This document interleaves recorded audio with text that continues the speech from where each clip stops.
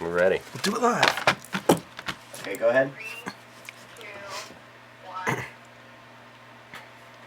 Live from Dallas, it's Platinum Night. Wow. Welcome and thank you for joining us. It's a huge night here at Heritage Auctions. We have our Platinum Night auction closing tonight and session 2 tomorrow. But tonight, we're going to talk about all the great items, the highlights, the hidden gems that are in there. We're going to have all our experts on. And let's begin. I'm so excited. I forgot to introduce ourselves here. I didn't get the memo. The bedeviling Mike Provenzale, the production manager here in Heritage Sports. On my right, the friendliest, kindliest, huggingest, knowingest man in the hobby, Pete Calderon. Mr. Tony Giese, right here on my right. I know a lot of Tony's fans are watching tonight, and he's going to... My mom is watching, I She's bet. definitely. She Hello, has Mrs. to be. Giese. Yes. Thank you for watching, and thank you for your support, and thank you for this. Here I'll on be my home right. next weekend. Fantasy And I'll football. be there too, I need maybe. fantasy football help. A lot of it. And we're starting off with one of our card experts. He's kind of an expert in many fields here at Heritage. This is Pete Calderon. Pete, welcome. Dang, you, Mike, you are too kind. I know, and We have the best for first. Overdressed, it would seem. Yeah. But a big event like this, it's the premier auction in the hobby. It's our summer Platinum Night auction. So many iconic, one-of-a-kind cards and memorabilia. That's the fun thing about the Platinum Night. We're smashing them both together. Something for every collector out there, all levels. We've got session 1 closing tonight. Extended bidding will begin at 10 p.m. Central. Tony, countdown clock. How much time we got? We have, 2 hours and 22 minutes. That's unofficially. That's good math, though. So it's only going to get worse from there, folks, as we get a little more How frayed. did you know that? But we're going to be here taking you up to extended bidding. We're going to be talking about items that are moving up the charts, items that maybe you should be bidding on right now, and then we're going to take you through extended bidding as well. It's going to be a long night, ladies and gentlemen. But you know what? It goes by so fast. You and I have talked about this more than once. How More than anybody would like to would like to know, but no, I mean it's so much fun. We've talked about this before. I mean, all the hard work that we all put into this, it kind of, you get to see it tonight, kind of see everything. And right off the bat, we're going to thank our consigners. Thank you for trusting us with your one-of-a-kind items. We have a special way of presenting things, and this show is part of it. And we want to thank our crowd that's here. They're getting a little crazy right now. and Rowdy that's on a fine. Saturday We're all night, getting no less. crazy. It's Saturday night. It's time to celebrate and talk about the hobby. Gentlemen, are you ready to begin? I am ready to begin. I'm just hitting refresh on the bid board. So Yeah, you're going to see Tony. Wait one second. Oh, Hi, everyone. Chris Narrant jumping in here. look at this. Yeah, He's got for a his little shirt on. adjustment. Thank you very much. Yeah, just so everyone knows at home, not a clip-on right here. This is, That's the real deal? tied. It was Wow. a big emergency right beforehand. One of our key people, Magnus, is out tonight sick, though working from home. So Magnus, shout out to you. On location. And usually does my bow tie, but we figured it out tonight. But we're going to start with one of the most unique and significant items we've ever handled here at Heritage. And we've handled just about everything. A lot of cool items. It's this right here, kind of unassuming item. May not be familiar to many people unless, I don't know, you read the New York Times or SI or MSN, Fox News, CNN, all of those. This is the 1978-79 Punahou High School basketball jersey, and this was worn by President Barack Obama his senior year when they won the Hawaii State title. Wow, how many teams were in that? I wonder. It's a long title. It's a long title. Wow. The catalog, the first page is just the title right there. But an incredible item and obviously very historically significant. It's the only item we found related to athletic achievement from a president's youth. There's been a lot of presidential golf clubs that have sold. I was thinking Gerald Ford, but Sure. I'm sure there's none of Kennedy his. Club. Kennedy clubs, Eisenhower, but Obama is so tied in with basketball. It was a big part of his presidency. You could see him out there at the White House. They're playing on the court with aides and dignitaries, and the games were often described as tough. A lot of trash talking, some elbows being thrown. Now, he's still involved in the game. I think, isn't he starting up a league in Africa, I He believe? has an initiative. Him and the NBA are starting a teaming up. 12-team league in Africa, which is a great project. And yeah, so he's still tied into basketball. He's given a lot of speeches where he's talking about basketball and teamwork and how that's affected his life moving forward. And so a very interesting piece. It comes to us, the consigner Peter Noble was on the JV team. These jerseys were going to be discarded. Noble was number 23, and he kept this one because of that significance. It was his number, and then lo and behold, it turns into a huge item later. You guys hold on to your high school jerseys?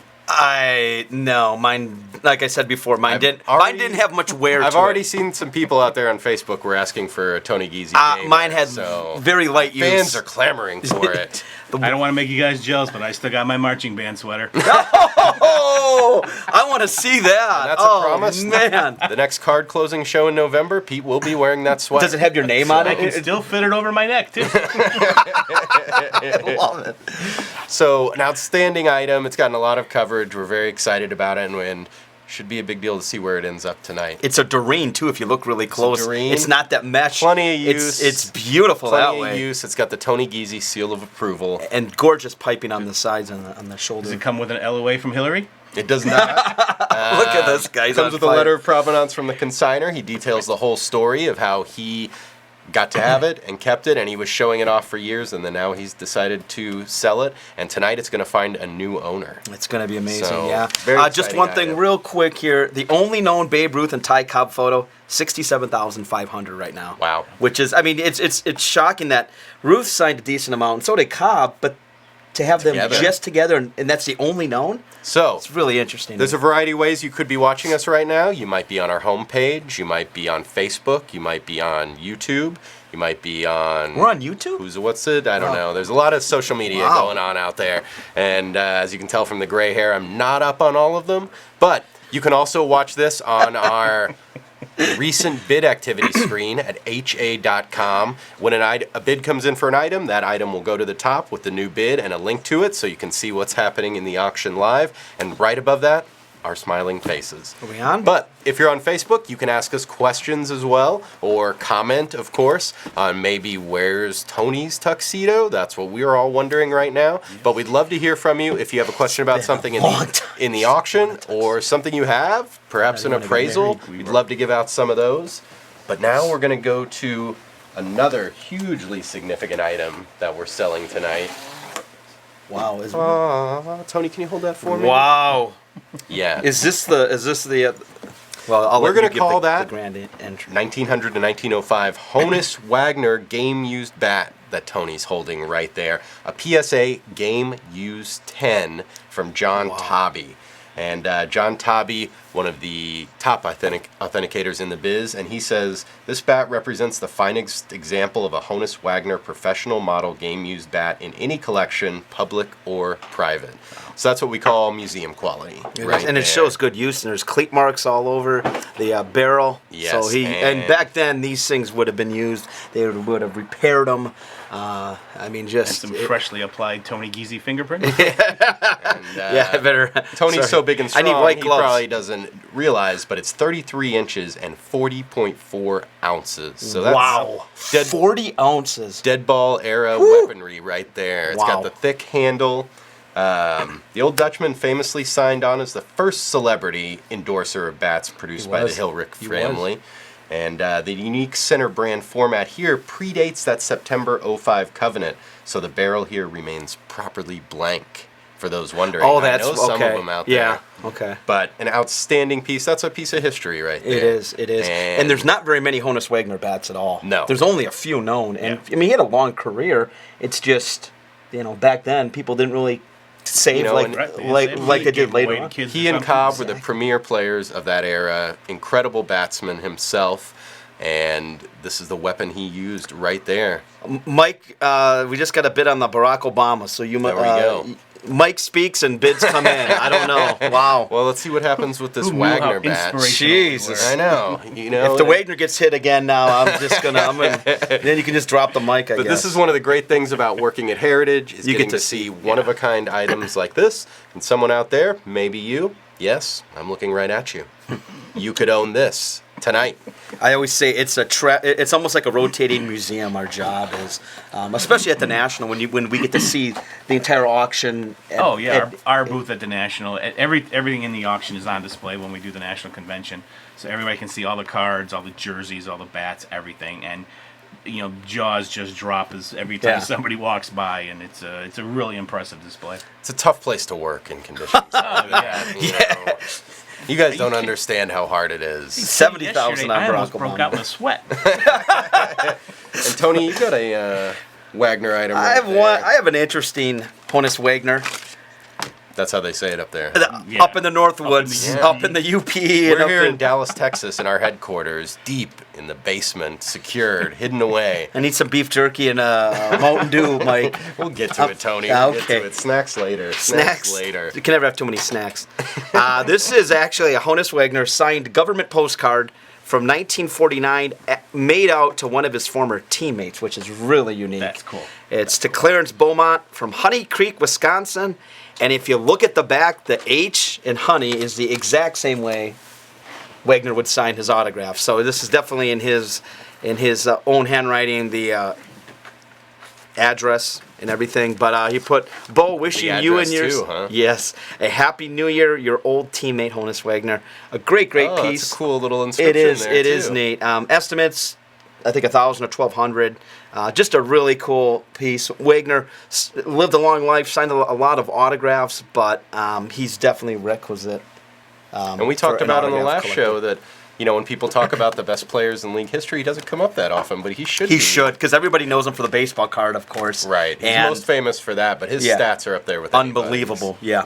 And it's so cool when this says baseball content. Yes. Exactly. It could You're right. literally be anything. An old teammate. And we've got a even. couple, from teammates. We had a Ty Cobb postcard that just went crazy in the auction.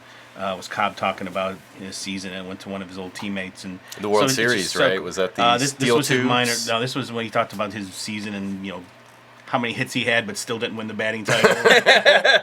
Not a bitter man. He went Not a bitter He went man. on to win a few more. So you won't He feel got too those bad. cars. He got those Yeah. cars. That was the main thing. All right, Pete, what do you got over there? Let's let All Pete right. get in on All that. right. Speaking of I'm Ty so Cobb, excited. Boy. one of the most beautiful baseball card sets ever produced is the T205 series. Absolutely. Came out in 1911, 200 cards. The National League American League players each had their own little design, and this baseball diamond design and the coloring and the gold border, they're just beautiful cards in pretty much any condition. So obviously Ty Cobb is the key to the set. This one that we have is graded PSA 8.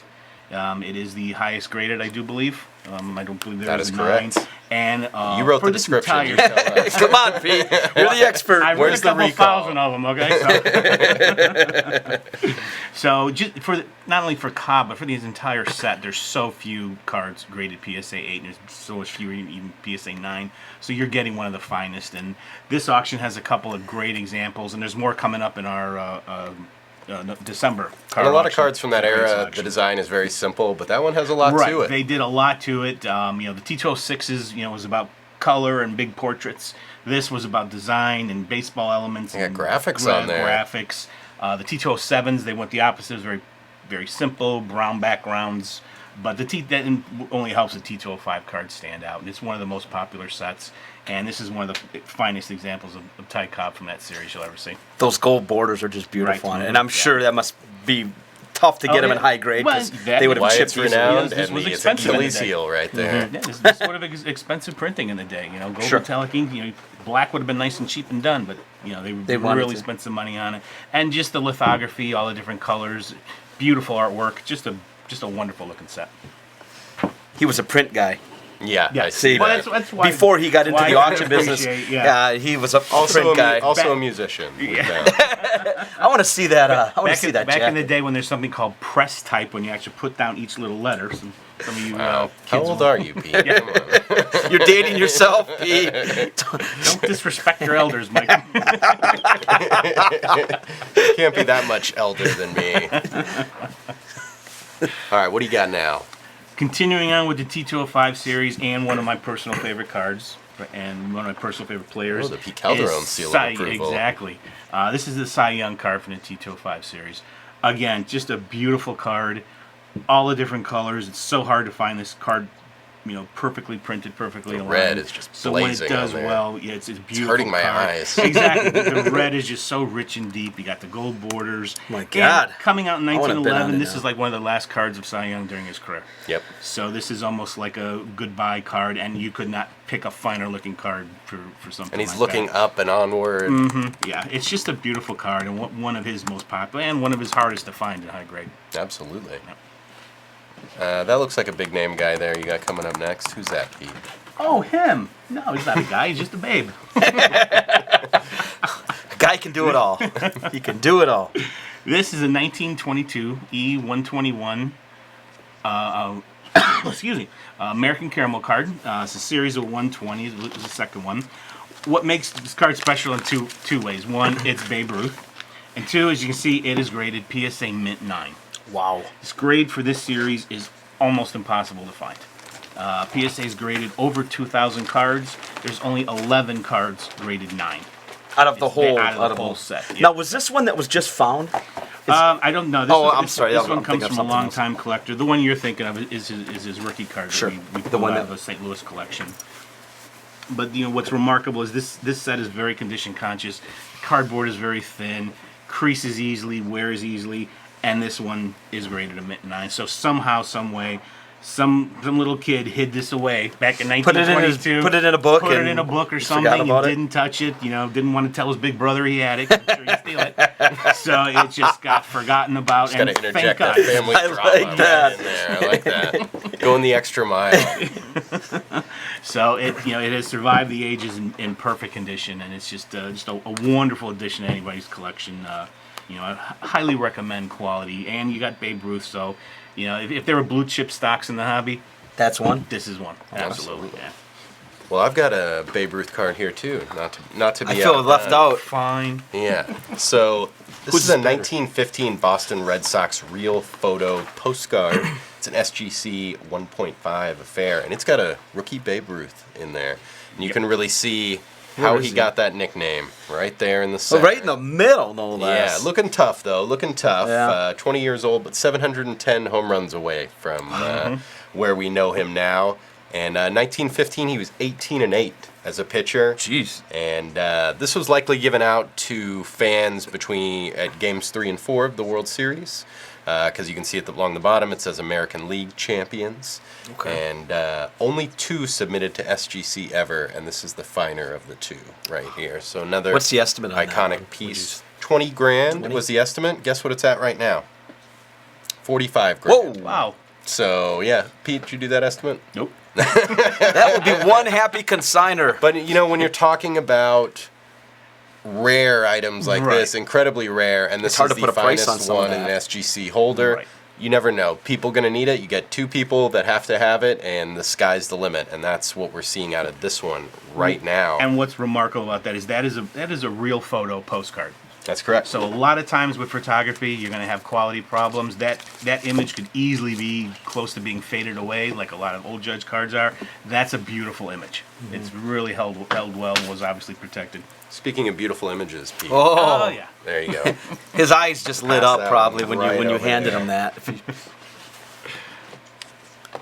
All right. The 1933 Gaudi set is probably one of the top collected sets in the entire hobby. 240 cards issued throughout 1933. They were circulated in 10 different sheets of 24 cards. Yes, there is a complete set of 10 sheets out there. Obviously, they are incredibly rare. Just a remarkable find with anything, but this one features one of the 4 very famous Babe Ruth cards. wow. Yes, right in the middle. No creases. No creases, no staining, essentially it's a mint condition Babe Ruth card. You got Hornsby right down You got here. Rogers then. Hornsby, you got Joe Cronin, Heine Manouche, Goose Goslin, many other Hall of Famers. But obviously Ruth is the big one, and the fact that this sheet is completely intact. It's a full sheet. It has been previously mounted. There are some signs of that.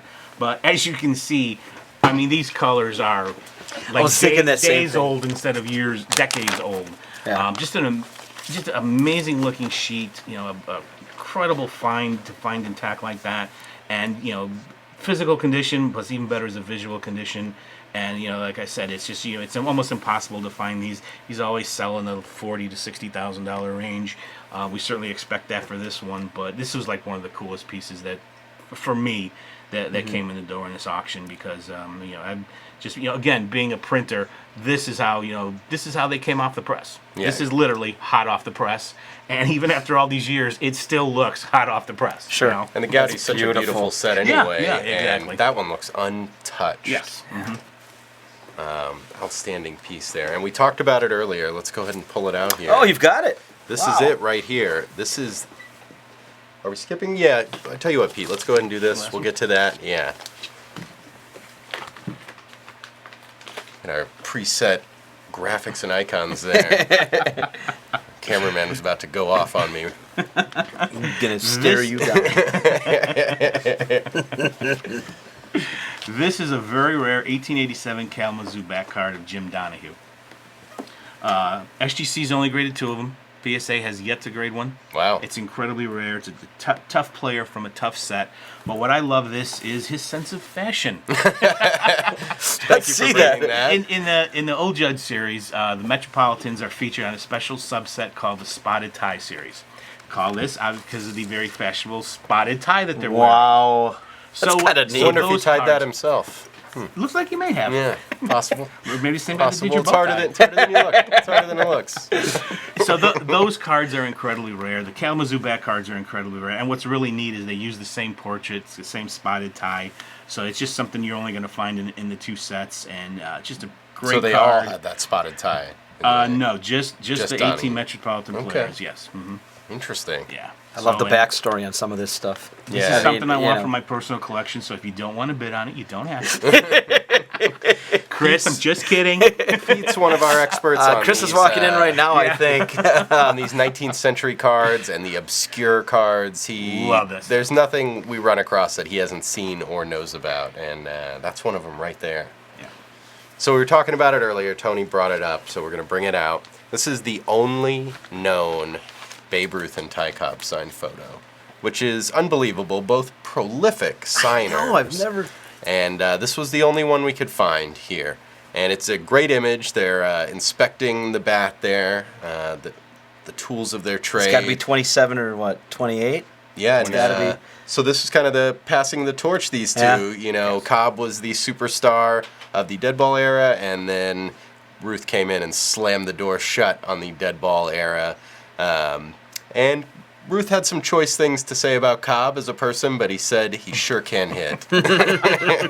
But the signatures are 7 to 10, 8 to 10 right there. But of course, the only known, one of a kind right here. We have the estimate at 100,000 for this. So outstanding piece. A beautiful. I wonder photo. if people Nice- really appreciate the change in baseball from Cobb's era, where it was about hitting, Yeah. and bunting, and running bases. And then you go into the Babe Ruth era, where it was just about hitting the ball in the stands and Yeah. listening to him cheer. And then Yeah. So nothing's changed. no. There you go, Pete. Another one for you right there. Speaking of our home run hero of the century, this is a 1928 Harrington's Ice Cream Babe Ruth card. So what's cool about this card, came out in 28, even though right at the year after Ruth hit 60 home runs, and yet they still portrayed Ruth as a pitcher with the Red Sox. No way. You're kidding. Yeah, he was wow. still from that era. And what's really cool about 8 these years. is there was an exchange program where kids could take this Babe Ruth card and exchange it for ice cream. I'm interested. So you gotta Yes. wonder the temptation there. It's like a Babe Ruth card, but ice cream. Who doesn't love ice cream? I had some So today. it's kind of one of the more unique offerings, which was common for this era, where if you put together a complete set, you could get prizes. But this one is interesting, where you can actually just turn in the Babe Ruth card, and you got what they call an ice cream novelty. So we're assuming like a popsicle or something. So I wonder just how many turned into a snack, and Exactly. the guilt as you licked every last drop. I'm wondering if Ruth got any kickbacks on that. He was so good, him and Christy Walsh. Christy Walsh. Which making sure that he got a piece of the pie on all Yep. that stuff, or a piece of the ice cream, as it were. All right, keep going, Pete. Keep going? Got that original art there. I want to see All that right, one. Yes. Into the world of football, very few vintage sets featured football players. One of the best. It was 1935 National Chickle. God, that is beautiful. So this is actually not a National Chickle card, believe it or not, but the actual artwork for one of the cards. There was one collection that came from somebody who was connected with the printer of from National Chickle. Over 100 pieces were found. Very few of the sports. There was a lot of non-sports, but the Diamond Stars, there was original artwork. And as far as I know, there's only just a few players from the football series where the original artwork survived. And you can see it's still retained its great color. You see all the really Great sharp portrait, details. too. Beautiful Great done. portrait of him throwing the football. For you old-time printers out there, the authentication of the You're piece. one of a kind. Here. Nobody else Authentication watching, nodding their head. With the wax and the glue staining, which was necessary for this piece would have been actually put on a drum and then scanned. So it's absolutely authentic. Black cardboard's got a crease, but the front is beautiful, presents wonderfully, and again, a one-of-a-kind piece. There will never be another one. Nice. What's the estimate on something like that? This one, I think we estimated at 10,000. Wow. Yeah. Okay. 170,000 for a 1956 Mantle All-Star bat. There we go. Yes. That's Wow. a beautiful That one. is. We're going to talk about that one. Oh, later, I'm sorry. too. I didn't mean to No. ruin the surprise. There's no spoilers here. No There's spoilers? no Okay. spoilers. Everything's on the table. Because we're going to talk Endgame later, and I think everyone's seen it, so we can go ahead and get to the end. Blank stares.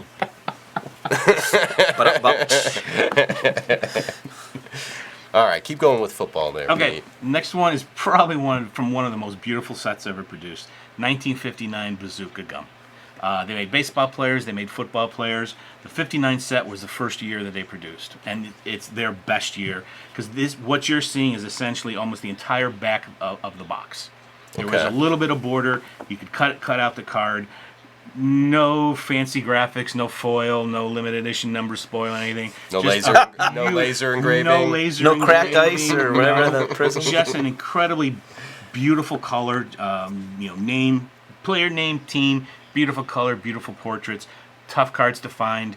Particularly tough when, like this one, because it has the entire key line. Obviously kids aren't going to always be very careful.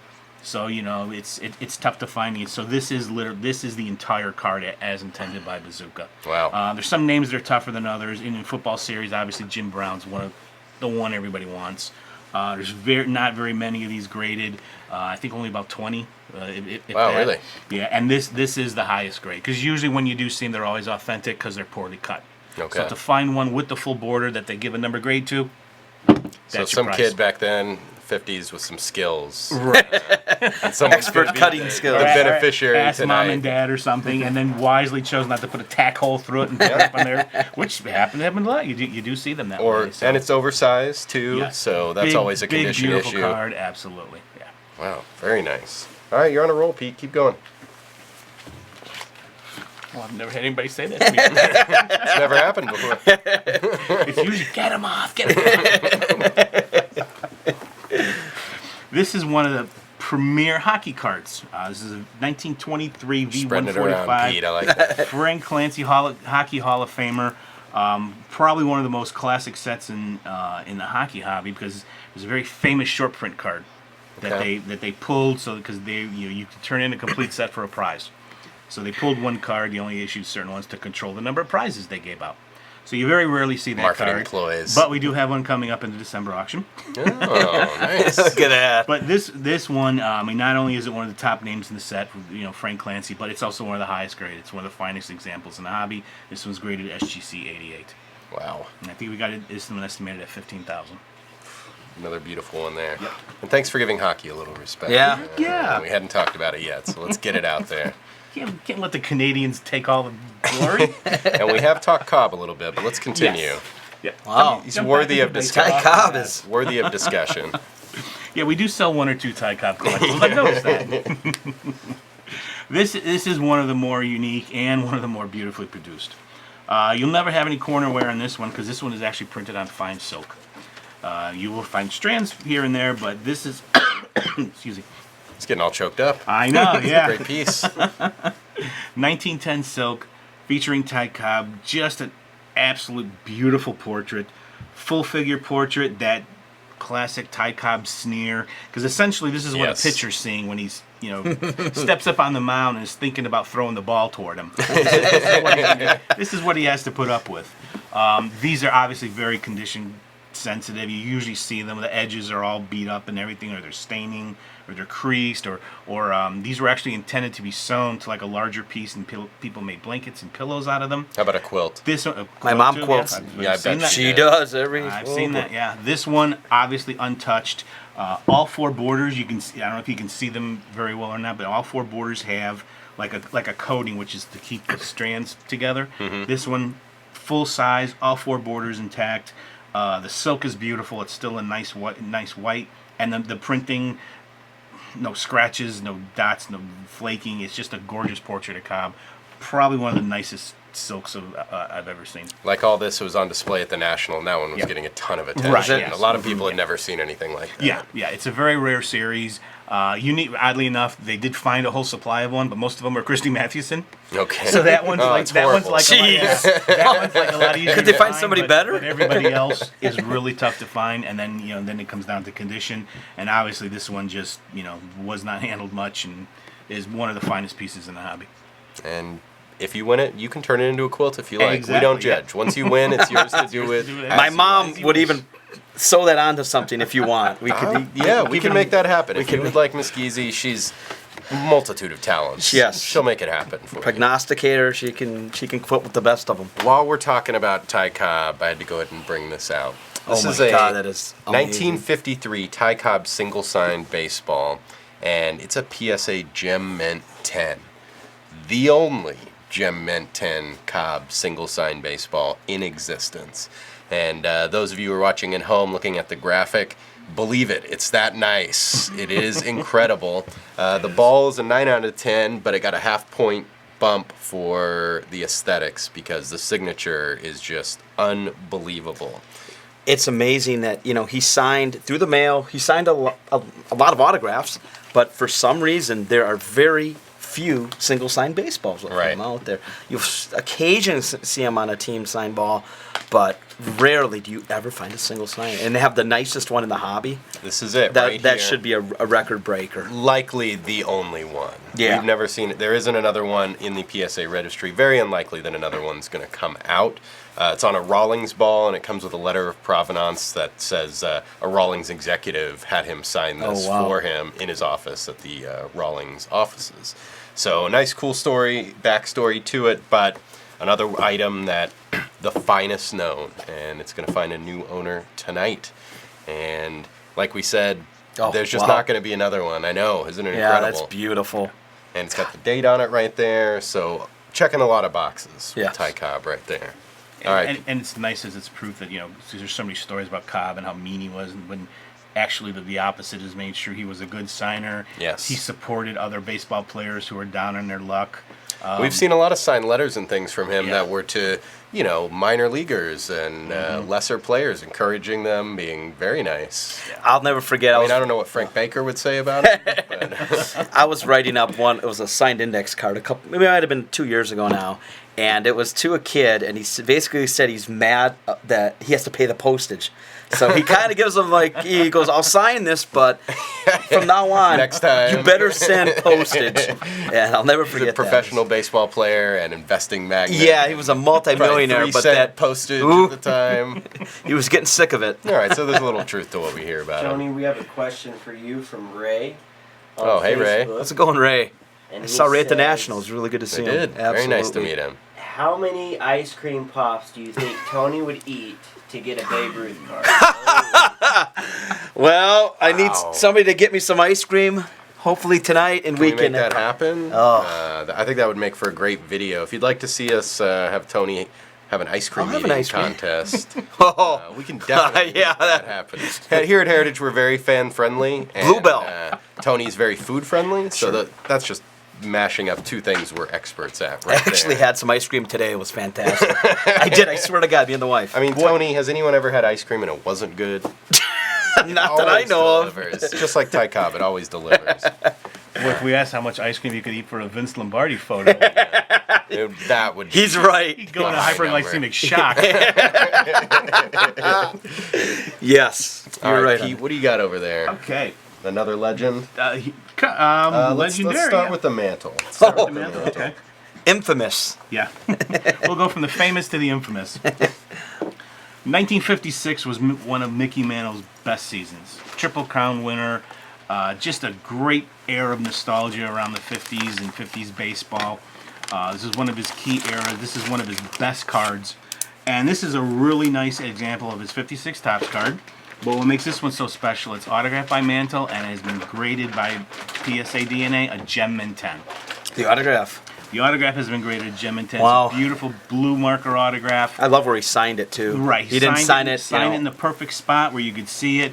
The board, it's a nicely centered card. Colors are strong. The border's nice and white. Little corner wear, but I mean, it's just a beautiful card, and then with a perfect signature. Sorry to interrupt, guys, but we have a comment from Jason on Facebook, and he says, Hi, Jason. Brewers update for Tony. Trent Grisham just hit a homer. Bye. Bye. If you think Tony isn't 8-5 watching, Brewers. he's acting like he's looking at the auction. Okay, they Yeah. were up I 5. promise you, there's some going back and forth between the Brewers game right He here. gave me a look about 20 minutes ago. The score was 5-2, and then all of a sudden it was 5-5, and I look and my eyes get huge. And Provenzale just gave me a look of. I mean, the "Are good you thing kidding about me?" our job is this is work related. I know. You know, That's this so I is can important. rationalize. This is Okay. important. All right, sorry to interrupt, Sorry. Pete. Thank you. If Thank you anyone very else much. has any game updates, we'd be happy to hear them. The Cowboys preseason game's going on. I believe the Cubs won interested in today. that. Little things like that. All work related. All work related. Yes. I know some of our executives watch, but. All right, yeah. So that I haven't seen too many of those signed, Pete. No, you don't The see a lot. Of, 56. I mean, signed vintage cards are not very available. It's just something that really you didn't do. You know, maybe some kids would carry around their cards with them. When autograph collecting started picking up in the 70s and 80s, I think a lot of these cards did get signed. The signature itself is a later Mantle card, but again, you know, everybody wants a baseball or a big photo or something. To actually come back and have them sign a vintage card is just not something you see very often. It was taboo, wasn't it? Right, I mean, exactly. I mean, you didn't want to ruin the card. There was you know? there were 2 times I've been in line to get Paul Horning's autograph, and both times somebody had his 57 Topps card, and both times he scolded the person for getting his rookie card signed. And the guy, I mean, he said, "You know this is going to kill the value Well, on yeah, it, right?" card collectors don't want it. Somebody know. wrote on it. Some athlete, some jock wrote on this. Some Mickey Watermouth. But We have a question from Daniel. He says, Hi, will you Daniel. be showing any of the Ali items? Thanks Oh. for a great show. Definitely, we're going to be Absolutely. talking Ollie a little bit later. We've got one of my favorites of the Ollie items we have in the sale. Yeah, there's a pair of boxing gloves. Spoiler alert. Oh, sorry. Yeah, Sorry. yeah. We're going to talk about the gloves. Don't worry, we'll get to Ollie. Always plenty of great Ollie items. One quick bid, a really interesting item in this auction: the '71 Roberto Clemente game used World Series bat, Great 35,000, which Wow. is and there's a great story behind it. Check that one out. One of the finest Clemente bats probably in existence. And we've got one of our CDs, Jason Simmons, is coming up later, and he's Yeah. going to be talking about that yeah, one. it's such a he unique will item. detail that full story. It's very intricate and very interesting. It is. It is. All right, Pete, what else you got there? okay, well, like I said, we're going from the famous to the infamous. Yeah, I like this one. I'm sure every baseball fan has heard of the 1919 World Series scandal where the Chicago White Sox became Say it ain't Black show, Sox. Pete. Say it ain't show, exactly. 8 guys conspired to throw the 1919 World Series. Allegedly. Allegedly, yes. Although they admitted to it, but okay. We'll keep going. Even though they admitted to it, but then the confessions disappeared.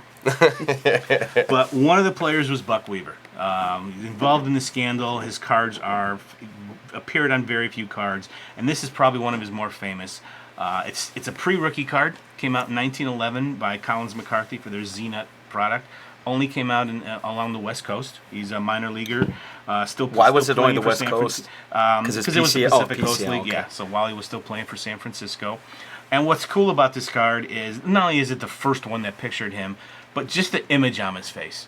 He's just got this classic cocky little kind of Wow. Even as a minor leaguer. Even at the minor leaguer, obviously no self-esteem problems here. He's just got that take the picture already kind of look on it, and it's just a classic card of an infamous player that You know, as they say, were they guilty? Were they not guilty?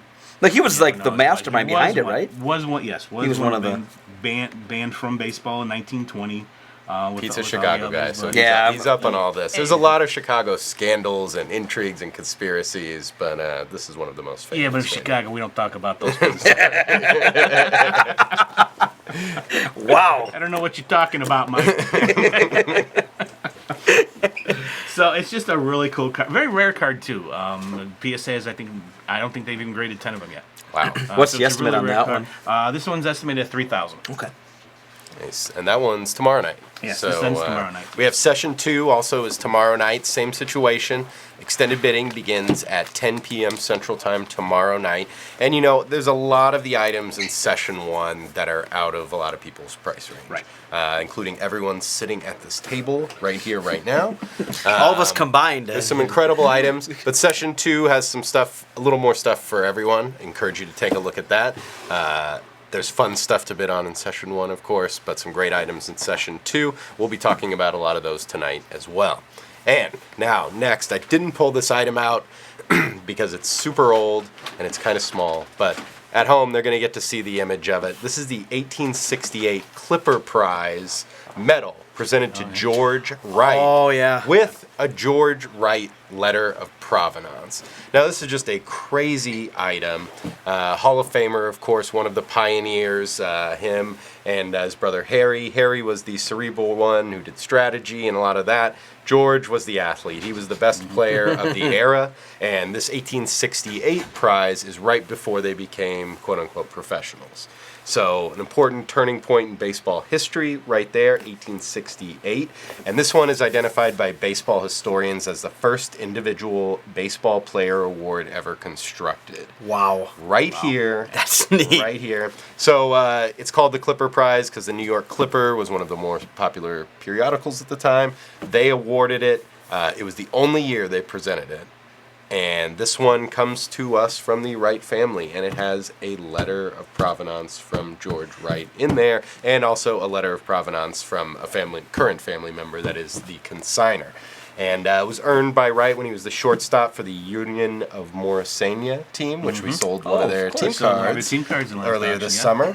They were the champions of 1868, and the most important team to call the Bronx home until the Yankees. So is this technically like an MVP award almost? Or, It was awarded is it- for the best player at each position. Okay. So he got this for being the best shortstop. Sure. And it was widely considered the best player of all positions, the best player in baseball at the time, but certainly the best at his position. Wow. So That's a really neat. outstanding, one-of-a-kind item right there. And with the family provenance stretching back 1868. Yeah, coming from the family. Yeah, That's very cool. It checks all the boxes, as Mike would say. Yeah, of course. That is cool, though. And Yeah. speaking of prizes... Oh, enough You Got got some ice cream? Enough Oh. about me. Yeah. Oh, also wanted to we talk can never about- get enough of this guy, first of all. A few of these, so... Oh, yeah. Okay. Of course. The eyes light up. It's like a rare back card So or we something. mentioned he's a Chicago guy. He's a Cubs fan. So although he's a quote-unquote card expert, he also knows memorabilia. So let's hear it. I do love Cubs memorabilia, and this is a 1929 World Series press pin. Whew. Classic pin. He's tearing up right now. I know you got the Chicago Cub taking batting. Obviously, there's not a lot of these out there from any year. But actually, this auction features the 29 pin, the 32 pin. Those all came in from 35, 38 pins. Yeah, that one's next right there. We're not stopping. And what's really great about them is they're in incredible condition. As I don't think this is the original card, but I mean you can tell. Obviously, not worn very much, not handled very much. There's no oxidation. There's no rubbings or anything. Just beautiful condition. The gold on the It's front tough to still find on those glistens. pins. Yeah, because they were used. Yeah, exactly. They were used, Or they weren't and stored just, properly either. Exactly, they were used and forgotten about. Obviously the press may not have treasured them as much as some fans would have. So to Shots find fired. Wow. to find one just such an incredibly uncirculated condition is a real treat. So yeah, definitely if you want to treat yourself out there, Cubs fans, this is a good lot for you. We have a question from Lewis on Facebook. Hi, Lewis. He says, so how much is my Three Stooges promo card from the National signed by Mike worth? It's got to be 1 of 1. It is a 101. I will promise you that. I did not sign anyone else's. Is it a full name signature, or did you abbreviate it? No, I didn't put the middle name on there. I would have if he'd asked. I would have done an inscription. But I'll tell you this. It's more likely to gain value if I become infamous. Famous doesn't seem possible at this point. So we'll see what happens. But definitely something you're going to want to hold on to. We're not going to limit the number of autographs by killing him or anything. maybe just break a hand or something. It has been broached. It has been broached. So you can just sign MP from now on. All right. This guy's on fire right now. Wow. Now what do you got over there, Steve? Still more This is pins. another really cool piece. This is a 1932 World Series press pin. Unfortunately, what should have happened didn't, and the Cubs lost. But what obviously the 1932 World Series, the famous Babe Ruth called shot, again, tough to find from that series.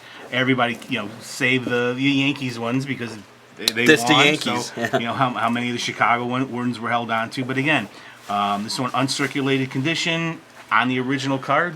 Yeah. As far as I know, this is all 100% original. They don't get any better than this.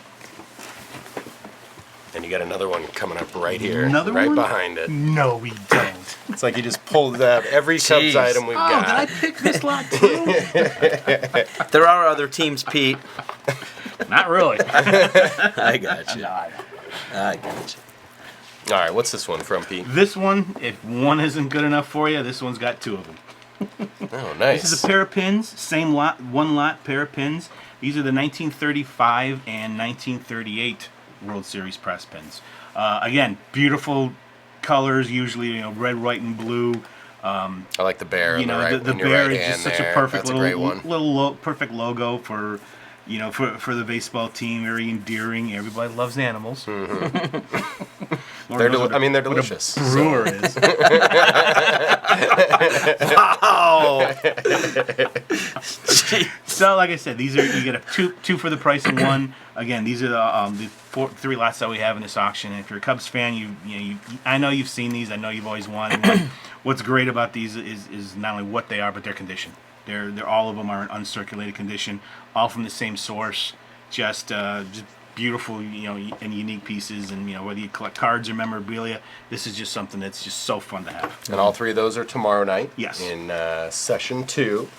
And Tony, you got a Cubs item right here too. Yeah. Just Mr. Cub himself. Yeah, that's the perfect one to do right there. Ernie Banks.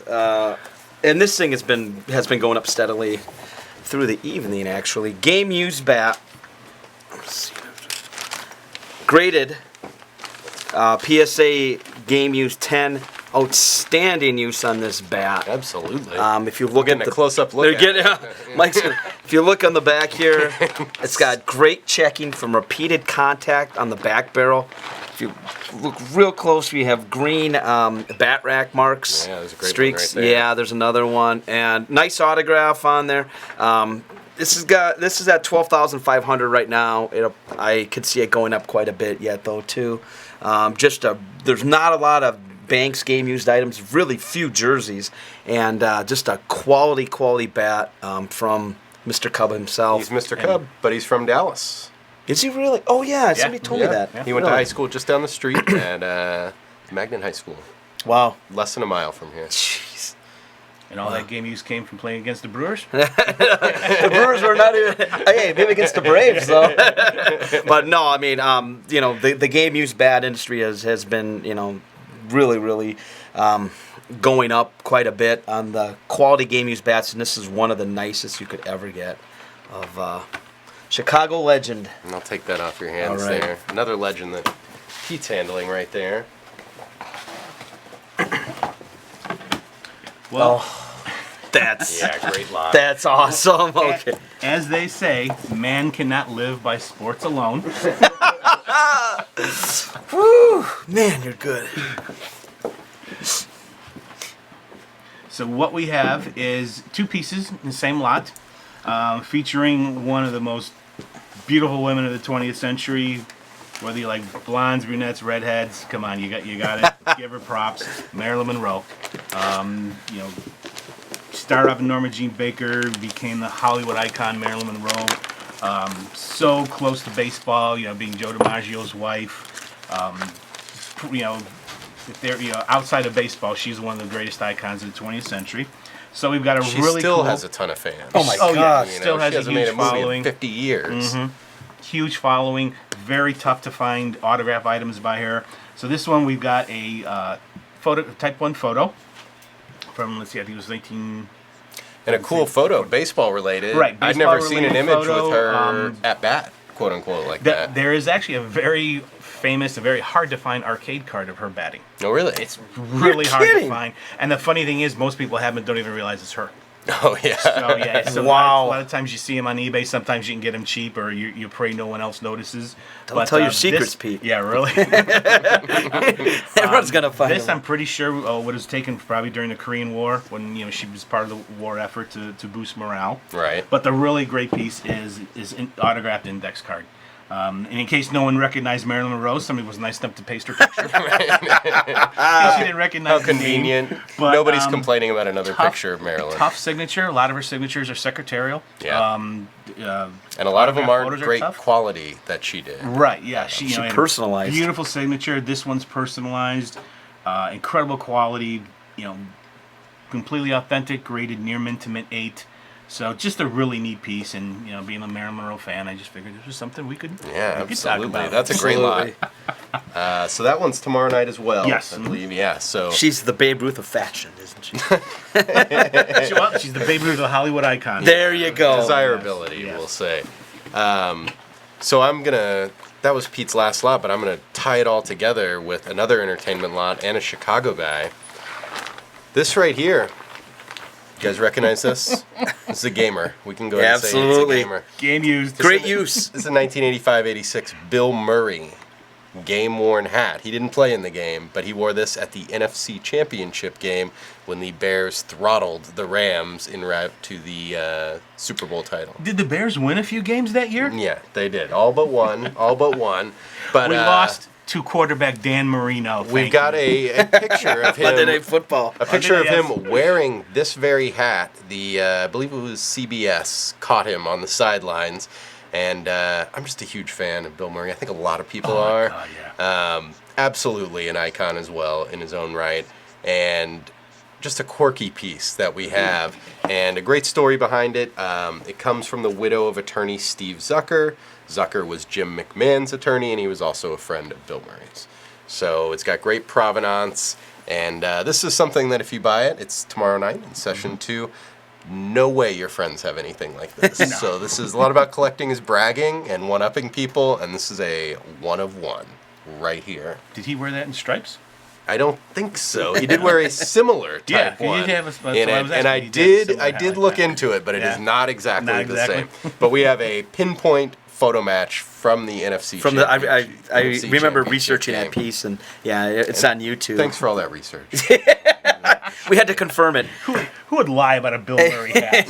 Sacrilege. Not It's just a joke. not to blow your own horn here, but the Marilyn Monroe did get bid on. Excellent, thank you. Nice. 2,800. Pete speaks, and the bids come It's in. a great lot. It's a great lot. Is there anything else you wanna maybe find a couple more items here? I'm just. No, I don't have anything consigned in this auction. Thank you.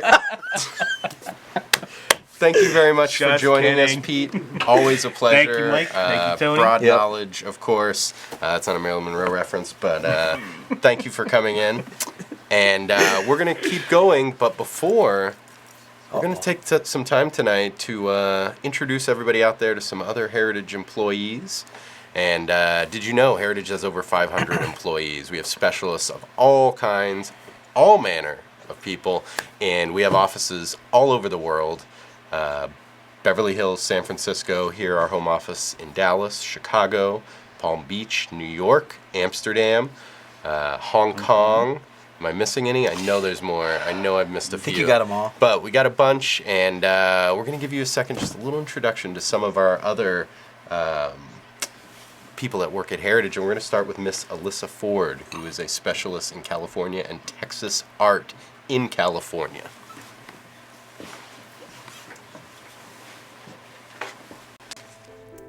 I get excited to get up every morning and come to work because I never know what I'm going to see that day. It could be a $5 Goodwill painting or a $500,000 museum quality piece. You just never know. My name is Alyssa Ford. I'm the Director of Western and California Art at Heritage Auctions. I'm also the Managing Director for our San Francisco office, and I'm one of the auctioneers here. I've had a love for art my entire life, so I started painting when I was a young child. Art came at a very young age for me, and I was a studio artist for a while, and then got into art history, which led me to art business, which led me here. I love the collectors, I love the passion, and for me, working in this business is a little bit of a time machine. I love the work of the late 19th century, early 20th century, and all the world's fairs, so it allows me to kind of escape the stresses of contemporary society and time travel back to an era that I romanticize and dream of. What keeps me going is that moment you see something that's so rare and so spectacular that it belongs in a museum, and here it is on my desk, and you just want to live with it and have it in your possession for so long. Whether they have a vase or a coin or a painting or sports cards, we want to be able to help with everything. Every day I see something that gets me excited. It's hard to pick just one. And that one more makes a difference. It's one more that might help our seller save their home or whatever it may be.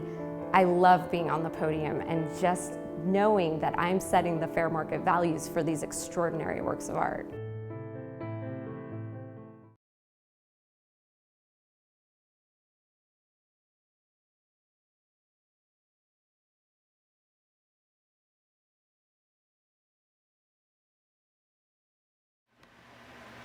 One of the most fascinating people that works at Heritage, right there. I've had the pleasure of calling some auctions with Alyssa. Very talented. And speaking of talented, Pete. I was talking about you, Thank maybe. you. Alyssa Ford, yes, but I thought you were going to Simmons. We're welcoming You're our welcome. consignment director and many other things, Jason Simmons. He can do it all. Thank you for joining us. Happy to. Jason, how many years have you been with us now? It seems like forever at this A point. little over 5, yeah, but it's kind of like dog years when you're Yeah, at Heritage. exactly. He's worn a lot of hats at Heritage. He's worn a lot of hats for us, and thank you for joining us.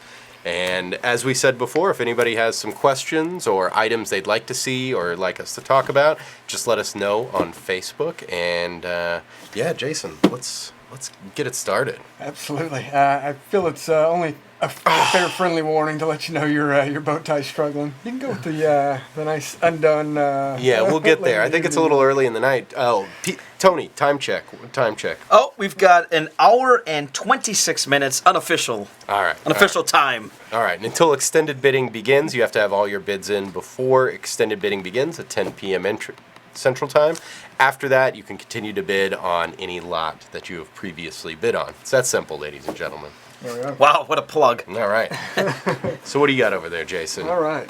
First item on the dock here. One of the greatest ever to take the mound in baseball, Walter Johnson. 1924. This is the best part about this is comes from the family's scrapbook, his own personal scrapbook from 1924. Full ticket. World Series, Game 7, where of course he comes in the 9th inning. He had a rough series up to that point. We'll Lost harp his on two those. starts. Yeah, we'll harp on, or we'll leave those details out of it. But anyway, he comes in the 9th inning in Game 7. Of course, a depleted pitching staff and all that. But yeah, comes in and goes into extra innings, throws 4 innings, manages to hold them back and win the series there. So fantastic ticket. And again, the provenance is that it comes directly from the family. You're just not going to find items like that. Again, full And the ticket. only Looks fantastic. the only full unused ticket from that game. Is it really? And very likely it came out of a scrapbook that his wife kept. Yeah. So likely she came in with him and they just waved her through so they Sure. wouldn't tear Right. the ticket. Right. Yeah, you're literally not going to find one like that. So From that's Walter Johnson, a no less. fantastic item in this auction for And sure. I've got the companion piece for it right here. This is a 1924 Walter Johnson signed photograph dating to Game 7 of the World Series right there. So it's an 8x10. It's dated October 10th, 1924. the day that he called his greatest day in baseball right there. And he had a lot of great days in baseball, so that carries a lot of weight. The ticket is very cool. This is a great signed photo. It's an action shot. Yeah. And Very difficult to find signed photos from him. yes. You can find index cards. You Yeah. can, there's Some baseballs, he's not on, many. some baseballs, Yeah. but a photograph, Yeah. very, very. And he's rare. got that just glint of No, it's a great determination photo. in his eyes, too. Such It's a very cool... Such a great. It's just a workhorse. Yeah, Man. I mean, he would pitch one day, Yeah. pitch the next day then Yep. too. And back then, Yep. I mean, he just He went with him. Man. yeah. I mean, Tucked him out And I like when the manager put him in Game 7. He said, he gave him the ball and said, we're going with you. You're the best we've got. We're either going to win with you or lose with you.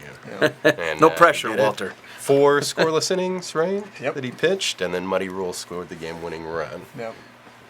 His only World Series. Speaking Title. of baseball, I got a homer update. The Rangers are losing Shocker. Wow. 2-8. Jeez. That in case August- anybody was really That August swoon is certainly set in at this point. Anybody who lives in this area knows that it's just a blast furnace outside as soon as you walk outside, and certainly taking its effect on the poor Rangers. I always heard about it. Growing up, they would always say people, That's all people talked about Well, in Wisconsin.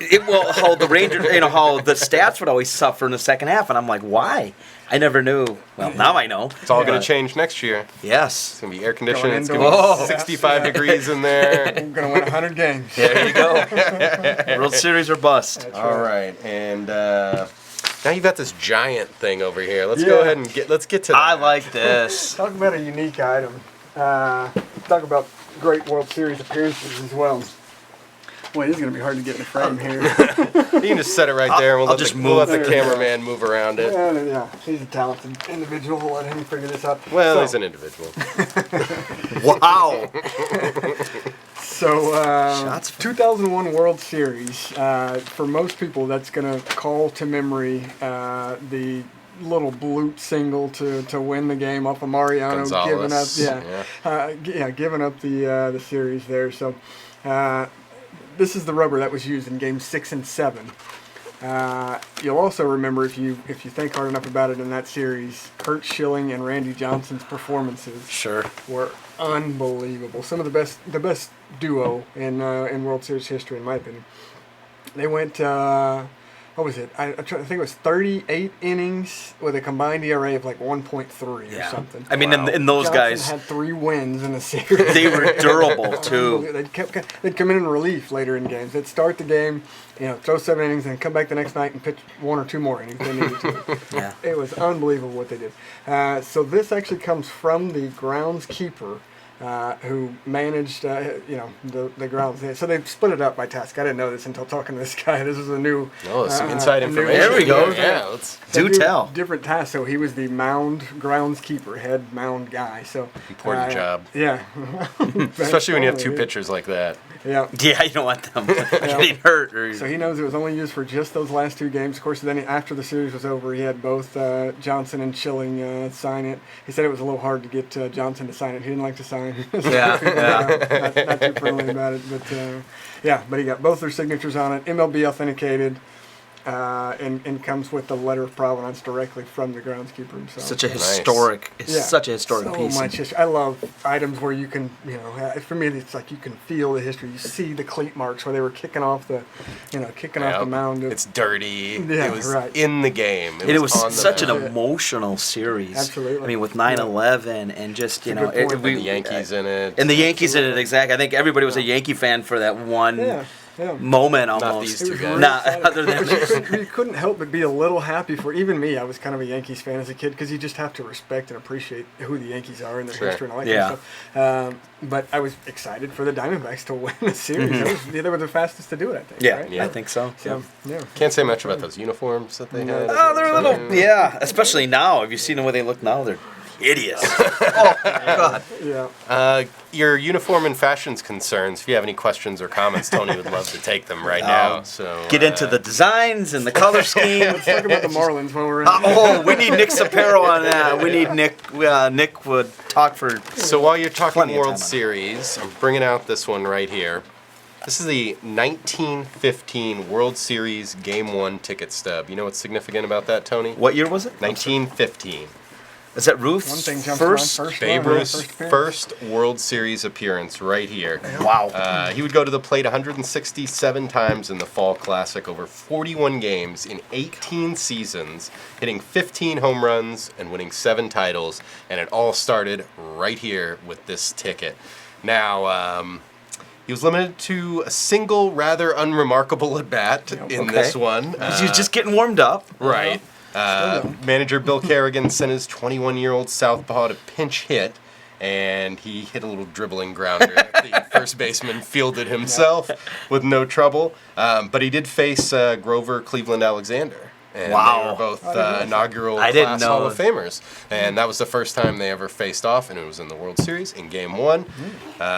So supremely rare item right here. Only 8 in the PSA population, and there's only one finer than this. I was going to say, that is too. just a beautiful, beautiful, Yeah, great so graphics It's on it. fantastic. It's got a nice green graphics. Those of you at home can see it. Just a beautiful piece. HA.com, you can get a good view of it. Just to update, 1916 Ruth PSA 6, the hobby's newest and greatest example, 410,000. Wow. Whoa. So Another great piece. amazing stuff. Now let's talk about that Clemente bat. We Oh. came up earlier. I wanna hear the but, story. Yeah. It's got a great story. Yeah. Plus, it's beautiful. This thing is. It is. Yeah. Alrighty. Great marks on it, just everything about it. This is graded a 10 by Tabi, which of course that puts it in, rare air on its own. World Series use. It's got a letter from the team that explains this bat was used in the World Series where they sent the sent the bat to the family. The backstory to it is basically that the family decided that they were gonna. There we go. Yeah, They were gonna show it off. A little balancing act here. Here we go. Great So, use on this thing. Yeah, so a lady works at a hospital and said she's going to go. She needed to take time off work to go see her Pirates play in the World Series. Boss gives her time off and says, "Take this good luck charm to." The lady was related to the lady that works at the hospital was related to the assistant GM of the team. Okay. So he said, "Take this good luck charm to the Pirates." They were down at that point in the series, 2 games to none. So they take the good luck charm, give it to the Pirates. The assistant GM, gives it to Murtaugh, the coach.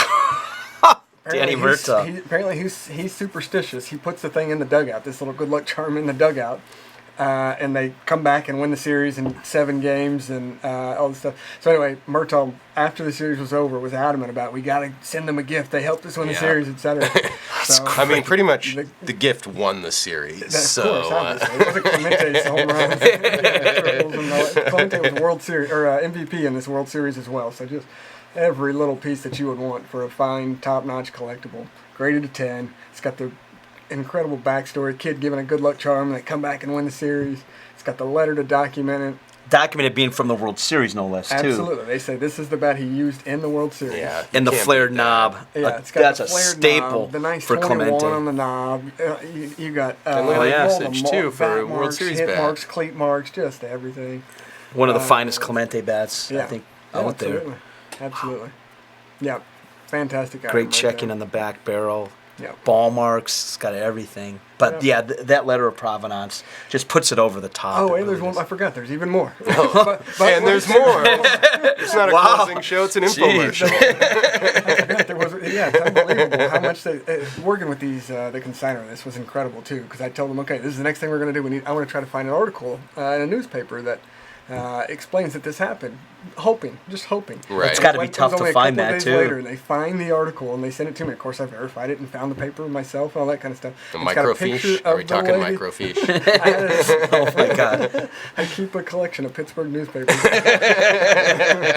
Well, you hoarders.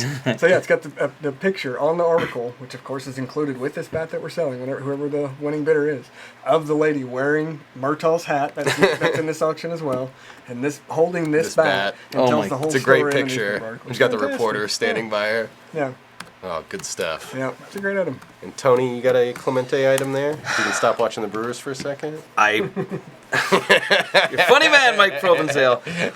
We have a ticket stub from Clemente's 3,000th hit, which these are very, very rare. It was the last game of the regular season. The team had already clinched, so they were going to be in the playoffs, and the stadium was probably at least half empty. Or half full, depending on how you half look full. at things. But there are very, very few stubs that have ever been unearthed. This is one of them. Graded a 2 by PSA with a mark. The person notated Roberto 3,000 hits. Just an incredible Clemente piece from what would be his last regular season hit and his 3,000th hit. Just a really, really nice example of this. Yeah, very cool ticket. And we're about to talk about a really outstanding Olympic piece, Jason is, but I had to pull out this Olympic piece What is which that? I saw on the sale. Well, Tony, this is a 1900 Paris Summer Olympic winners gold medal. And can you tell what sport this is for? You Wrestling? Can. That's a I don't know. rhetorical question. This is for firefighting. What? Which was a You're sport kidding me. at the 1900 Olympics. This was the second modern games and the first one held outside of Greece. So a big deal. It was in conjunction with Paris's famous International Exposition of 1900, and which was a huge event. And this was won by the Kansas City team that was representing the U.S. Its famous engine and hook and ladder company, number 1. And they were number 1 here. I love the old Olympic medals. Olympic medals come in all different sizes and shapes. This one's a rectangle. It's got some amazing graphics on it. And it's still in very good condition. The French know how to make something adorned. And they certainly did it here. It's got the cherub on the back. And then the victor on the front triumphantly holding the laurel there. So, but I saw that it was for firefighting. Yeah, I never knew that was an And, Olympic sport. Just a very, you may not know this, no longer an Olympic sport. It's not? Yeah. So, When did they stop doing that? Bring that back. Yeah, can we petition to have that brought back? So in these early, when they brought the Olympics back in the modern era, there was a lot of sports that were trying out and a lot of things that it'd been a big gap since they'd had the Olympics, so a lot of interesting and unique and, sure, strange sports got into the games or were competitions, but this one was a medal winning, and this is the winner's gold medal for firefighting. I would love to see some of the other sports that were here and gone. Right. That Only there I was had some no magic idea. box we could look that up on. That internet. If we could get some of that internet, it'd be perfect. All right, so let's hear this. This is a great Olympic item here too. Yeah, I think this one tops it. Oh, It yes. Yeah, 1972 gold medal from the Soviet Union Olympic basketball team. Most people immediately recall the controversy involved. That with was the a 72. huge Olympics for controversy Lots of and problems tragedy, too, yeah. and very much so. this is a little of both. Exactly. So yeah, the end of this game is I don't remember all the details. You may recall it. They offhand, but started and basically stopped it, and 3 times. like three times. different Yeah. times. Yeah, they ended up shooting extra free throws because of somebody subbing in. I think they said they wanted to call a timeout between the free throws or something Right. like that. So they went back and shot them again. Had another inbound play. Basically, they gave them numerous chances. I mean, it was a to go full back court and, pass too. I mean, Full court pass and- that was essentially an alley-oop. He laid it in. Yeah. And, very little time, less than 2 seconds were left, and they reran it, and, the Soviets beat the U.S. Yeah, for the first time. It's the first time U.S. had lost in the Olympics at Olympics. that point. Yeah. They were undefeated up to that point. So anyway, this is consigned directly. The person that it was presented to is Modestas Palauskas. Nailed it. wow. I've talked to this guy numerous times. Through a translator. He doesn't speak English. But you still talk to him. Absolutely. Yeah, he's been on the phone, and anyway, great guy. Absolutely. Really happy. So anyway, he's consigning it directly. It's got his name engraved on the side as well. And he was which the is captain of really the team. cool. He was captain of the team. He was named boy, what was it? Like Lithuanian Mr. Basketball or All-American. Lithuania has a All-American, whatever their great version basketball is, yeah. history. They Absolutely. do. They led the way for Europe, and now Europe's That's a very good point. Yeah. at the top. Vlade Divac. I mean, Yeah, Serenus Petrovic too, I think. maybe? Serenus Marcellonis. Oh yeah, that's right. Yeah. Yep. Yep. So I had him write a letter as well, kind of briefly recounting his experience during that game in the Olympics and all that kind of stuff. Of course, again, it was translated. His son is helping him out. He also plays as well. He plays in European League and stuff. So Oh, nice. great family, nice people. So he's got this item. He's also got a torch that he carried in the 2012 Olympics. And then a bronze medal from the '68 Mexico City Olympics as well. Wow, In the very same nice. auction. I think those are going off tomorrow night. But That's right. yeah, directly from the family. But this one's tonight, Yeah. session 1. This one's tonight. And, that is a huge piece of Olympic history right there. Absolutely. And the U.S. team never accepted. They didn't. They're Yep. still sitting in silver in a Yep. vault somewhere or Their something. vault in left, Sweden, yep. I believe, or something like that. Doug Collins was on that Doug Collins team, was, I yes, think. absolutely. And I've seen an interview where he was very heated about it Yeah. still. He has not gotten over it. Yeah. And, so the U.S. didn't win, but that is just a huge Olympic item. Yeah, right. Right yeah, there. like I said, anybody that knows the '72 Olympics, just immediately those memories. That's of what you play think of. coming up, and of course the tragedy as well. But, Yeah. just a very Just the significant difference Olympic. from your Yeah. gold medal to that gold medal. The firefighting guys, I don't know, they kind of got just a couple firefighting bids. to something very heated. Yes. There. Just a couple interesting bids from some football items. Trevor Price, Super Bowl championship ring, $45,000, and Eli Manning Super Bowl helmet, $23,000. So Oh, wow. some I think really that good prices Eli on some of the helmet- yeah. Yeah. And that's Got a lot photo of matched, I potential. believe, too. What time we got? Time check. We have an hour and 8 minutes. All right. So the next item is huge that you're going to talk about, so I did not bring it out here. Not only huge, but quite heavy. Okay. So it's the parquet floor. Oh, yeah, that's Yeah. been getting some action. So I the saw. people at home can see it. Yeah. Oh, good. I'm glad the graphics up at least. Yeah. You got Johnny Most, right? You got Johnny Most. Oh, that is that's so the main neat. thing I wanted was I just want to hit the little button for Oh, the call of the Johnny Most. I will grab that. Go ahead and So, talk, yeah, and I'll talk grab that. I want to smoke some Tony, cigarettes, I think, Right. just listening to Johnny Most. Yeah, that court itself, such a infamous structure. Everybody knows the parquet floor Yep. and the dead spots in it. When people played, against them, the legend goes anyway. Wasn't that it like in Cheers? I think didn't Kevin McHale? There was they had Kevin McHale on one of the episodes, and Yeah. and that was one of the big they points. talked about it all the time. That they would try to dribble them into the dead spots in the floor and figure out how to and get steals. Oh. And then of course a legendary call by Johnny Most. Yeah. Havlicek steals the ball. So the work that went into getting this actual parquet floor was incredible. I saw an interview with the guy that did the work. So he had to watch hours and hours of games and practice. Oh, to and find the aerial exact shots and all that kind spot. of stuff, to get the exact spot. So they broke it up. Of course, they did the center court piece. They did little pieces in the lane and all this kind of stuff as well. But yeah, so when they found the one of Havlicek stole the ball, they made it a bigger section than the rest of them because it was an area that covered 3 Sure. feet or 2 feet. Or kind whatever of it is. important piece, Yeah. also. I mean, one of the most iconic organizations in sports. And then they went to Havlicek, who signed it and inscribed it as well. I can't remember what it says right offhand now, but something about spot where I stole the ball, something Right. great like that. And then this is a nice little addition that the consigner added to it. Of course, this is his the card from that year, the '65. I think it's an I upper think it's deck. got a signature, upper Yep. deck signature as well. But the best part is you get to hear the call.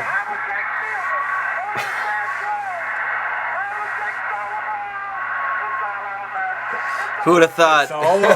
Facebook Live would have Johnny Most? Oh, This is a high beautiful. point for the show. That is, Johnny Most is up there in heaven. And I got to probably. tell you, we've had that Yeah. attached to the framed piece of floor, and I have to have heard that Uh-huh. 8 dozen times, just as it's being Every moved time I walk by, around I or walked by. People just keep constantly playing. I can't blame them. It's cool.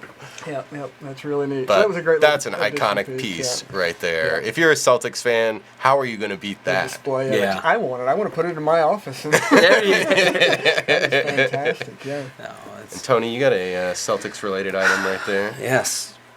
Gifted by Larry Bird to his, I think it was his banker. That's right. In Terre Haute, Indiana. Dream Team 1 game worn shoes. We had a pair a few years ago from the Team Doctor. I think they did about 18 or 20,000. These were actually sent by Bird to his banker, and I think he also sent a Christmas card with it. So the provenance is everything on something like this, you know. And these were only worn by. They would have only been worn for the Dream Team games. Not a lot of game use stuff out there from that Dream Team. Of course, it was a huge event. That kind of strong provenance. Exactly, yeah. And there's a unique Christmas card. So I think he says something like, "Do these fit you, or will these fit you?" Bird was having a lot of foot problems at the time, so the insides have been taken out because he had special inserts in there. They do show decent wear, and these have a 20,000 estimate. I think it will do quite well. Just given there's not a lot of game use stuff from Dream Team from the Dream Team out there, and this is probably one of the finest pairs. Talk about a legendary team. Yeah. I mean, they just destroyed everybody, and now it's kind of funny. Now Competition was taking pictures. From I was just watching it a couple nights ago. I was watching it, and how Barkley was elbowing guys in the chest, and the poor guy didn't know what was going on. If you're from Angola and you play against the Dream Team, don't you want Barkley to elbow you? Isn't that part of the experience? Exactly. You know? But no, just Jordan to dunk on you. Yeah. Of course. You want Robinson to throw your shot into the 10th row? Yeah. That's all part of it. 46,000 on that bat now. On that Clemente bat. 46,000. It went up 11 grand. Just talking about it. Well, jeez. Jason Simmons, always a pleasure one-upping Pete right there. Yeah. Calderon, you got to do a little better job next time. So, Jason is one of our consignment directors, so you can get in touch with him if you have items you'd like to consign or get appraisals on. And thank you for joining us, as always. Pleasure, gentlemen. Yes. And now we're going to meet another great Heritage employee. He works in one of my favorite departments at Heritage. It's part of the comics department, which I love, of course, but he works in the animation art, which is a burgeoning department right now. Number, I would say, as far as increasing, Yeah. that department has just exploded. And they sell so many things. When we see the press release from them, it's always something from your childhood or some movie or something. But please meet Bill King. I'm Bill King, Consignment Director for Animation Art. I had no idea I'd get a job out of college. The old man was getting a little tired seeing me on the couch, and then I saw an ad in the newspaper for animation. If you like animation, give me a call. My grandfather was a cartoonist, my father was a cartoonist, I do a cartoon strip, and so that was my original love. I used to read the funnies every Sunday, and I could name every artist and every strip. And what I like the most about animation art would be, it comes from your childhood. Nobody started watching cartoons at 40. I mean, when I watch the cartoons, I remember what it was like when I watched them for the first time. And being a collector too, it's I just like talking about, just like any collector, I like talking about, my collection and their collection, and how you got stuff and where you got stuff. I've been collecting for 30 years, and the process and the effort that goes into animation art is just mind-boggling. A lot of people have forgotten. They've had it for 30 or 40 years now, and they're not quite sure what its value is, or whether it's of interest to anyone, and I can kind of tell them exactly who's going to want that piece and why.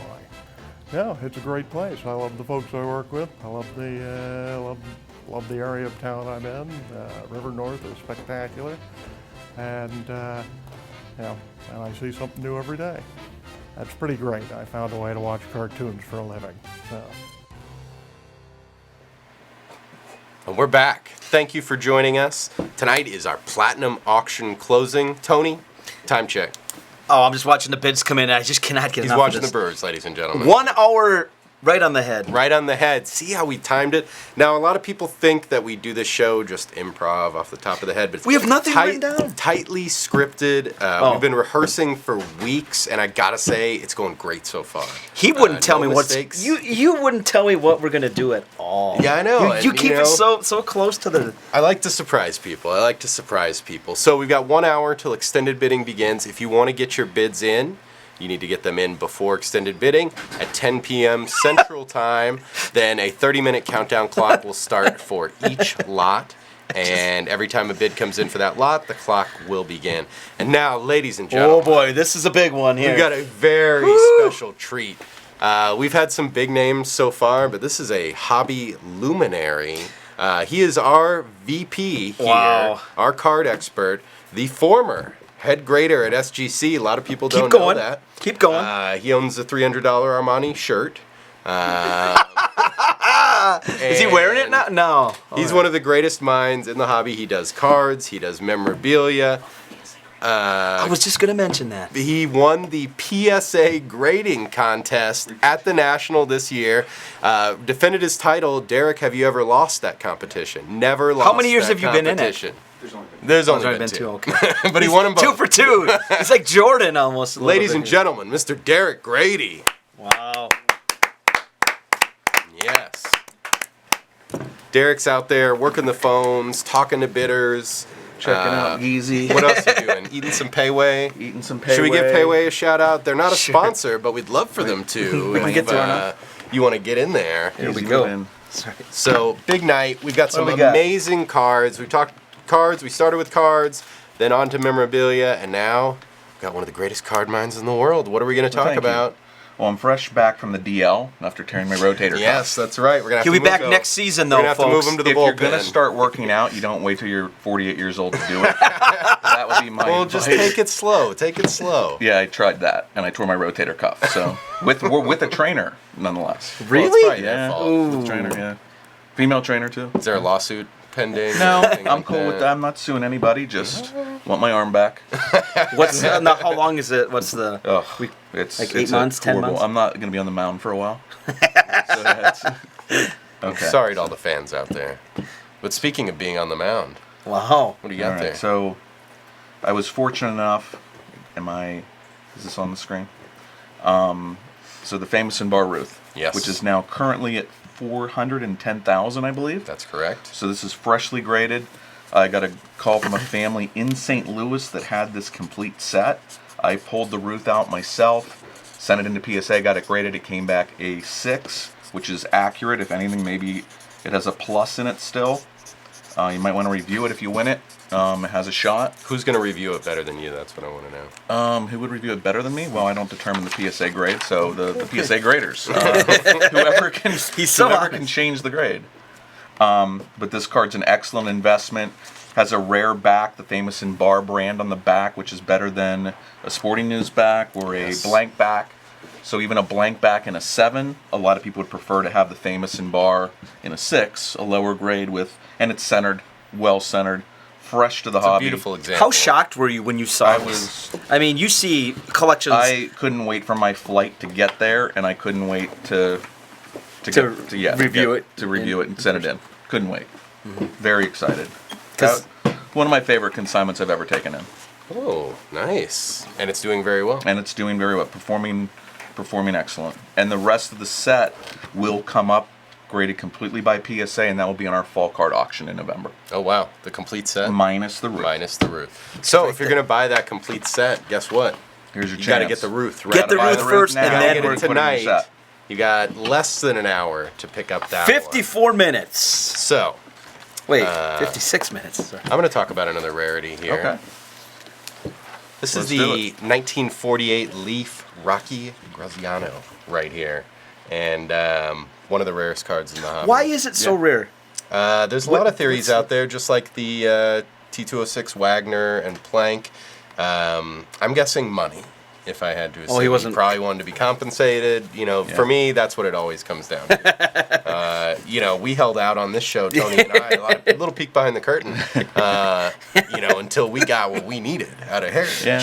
We got that ice Sometimes we have cream. to We hold got out. that ice cream. And then we talked to our buddy Ezekiel Elliott, and we're like, you got to do the same, buddy. Oh boy. You're worth it. You're worth it. I'm close to holding out myself, so I understand. He wins the PSA thing twice now, and watch out. But world. this is one of those legendarily rare cards. There's only 9 examples combined, PSA and SGC. Yeah. This one is a PSA 5. It's one of the highest graded examples. Yes, and he was the reigning middleweight champion of the world at the time that this was issued, and one of the rarest regular issue cards of the post-war era. So this was one at the National. A lot of people, like a lot of this was on display, had never seen one in person. Yeah. And it was getting a lot of attention, and we had seen one before here at Heritage, but we're lucky. Like yeah, that. we get to see a lot of. You can have the Very cool car. I get to hold it for a second at least. Not even a second. Yeah. Just pass it on. Just Okay, pass so it the on. 39 play ball Williams. This is Ted Williams rookie All card. right, hold on. Tony's gonna jump in here. Tony's gonna talk. I'm gonna Yeah. about What's he doing? the Ted Williams. Sure. No. What's Tony talking about? Okay. This actually, we sold this about 6 years ago. This sweet old lady.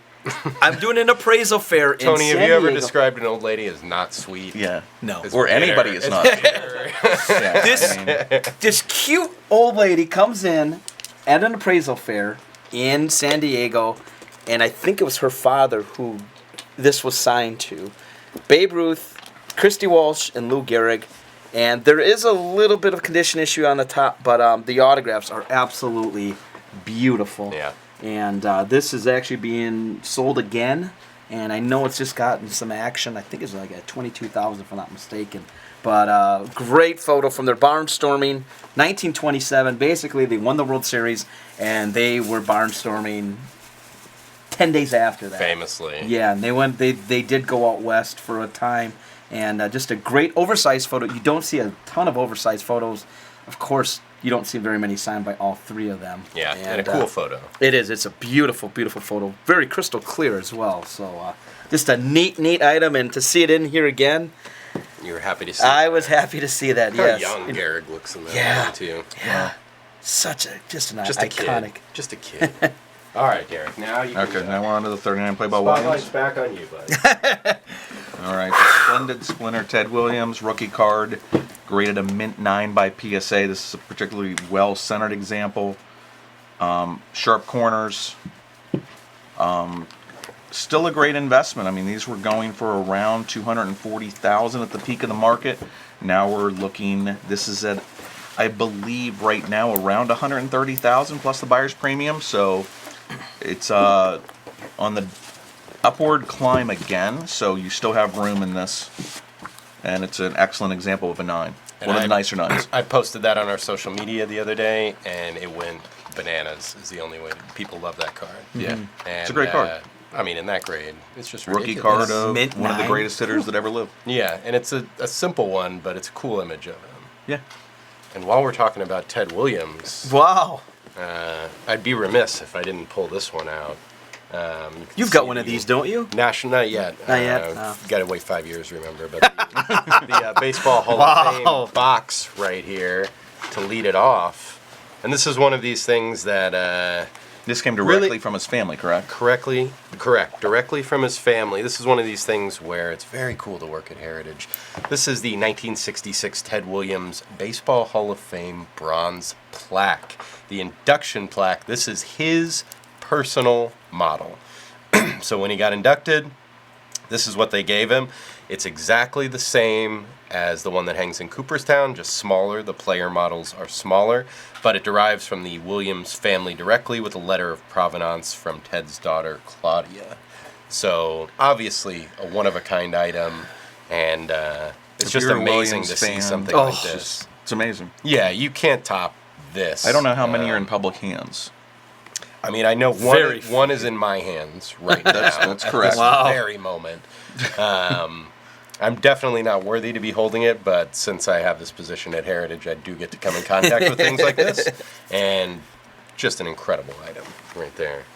And I'm going to seal it right back in this box. And that's not just any Hall of Famer. I mean, it is. Yeah, it's Ted one of Williams. the It's the most- greatest hitter of all time. Apologies to Ty Cobb.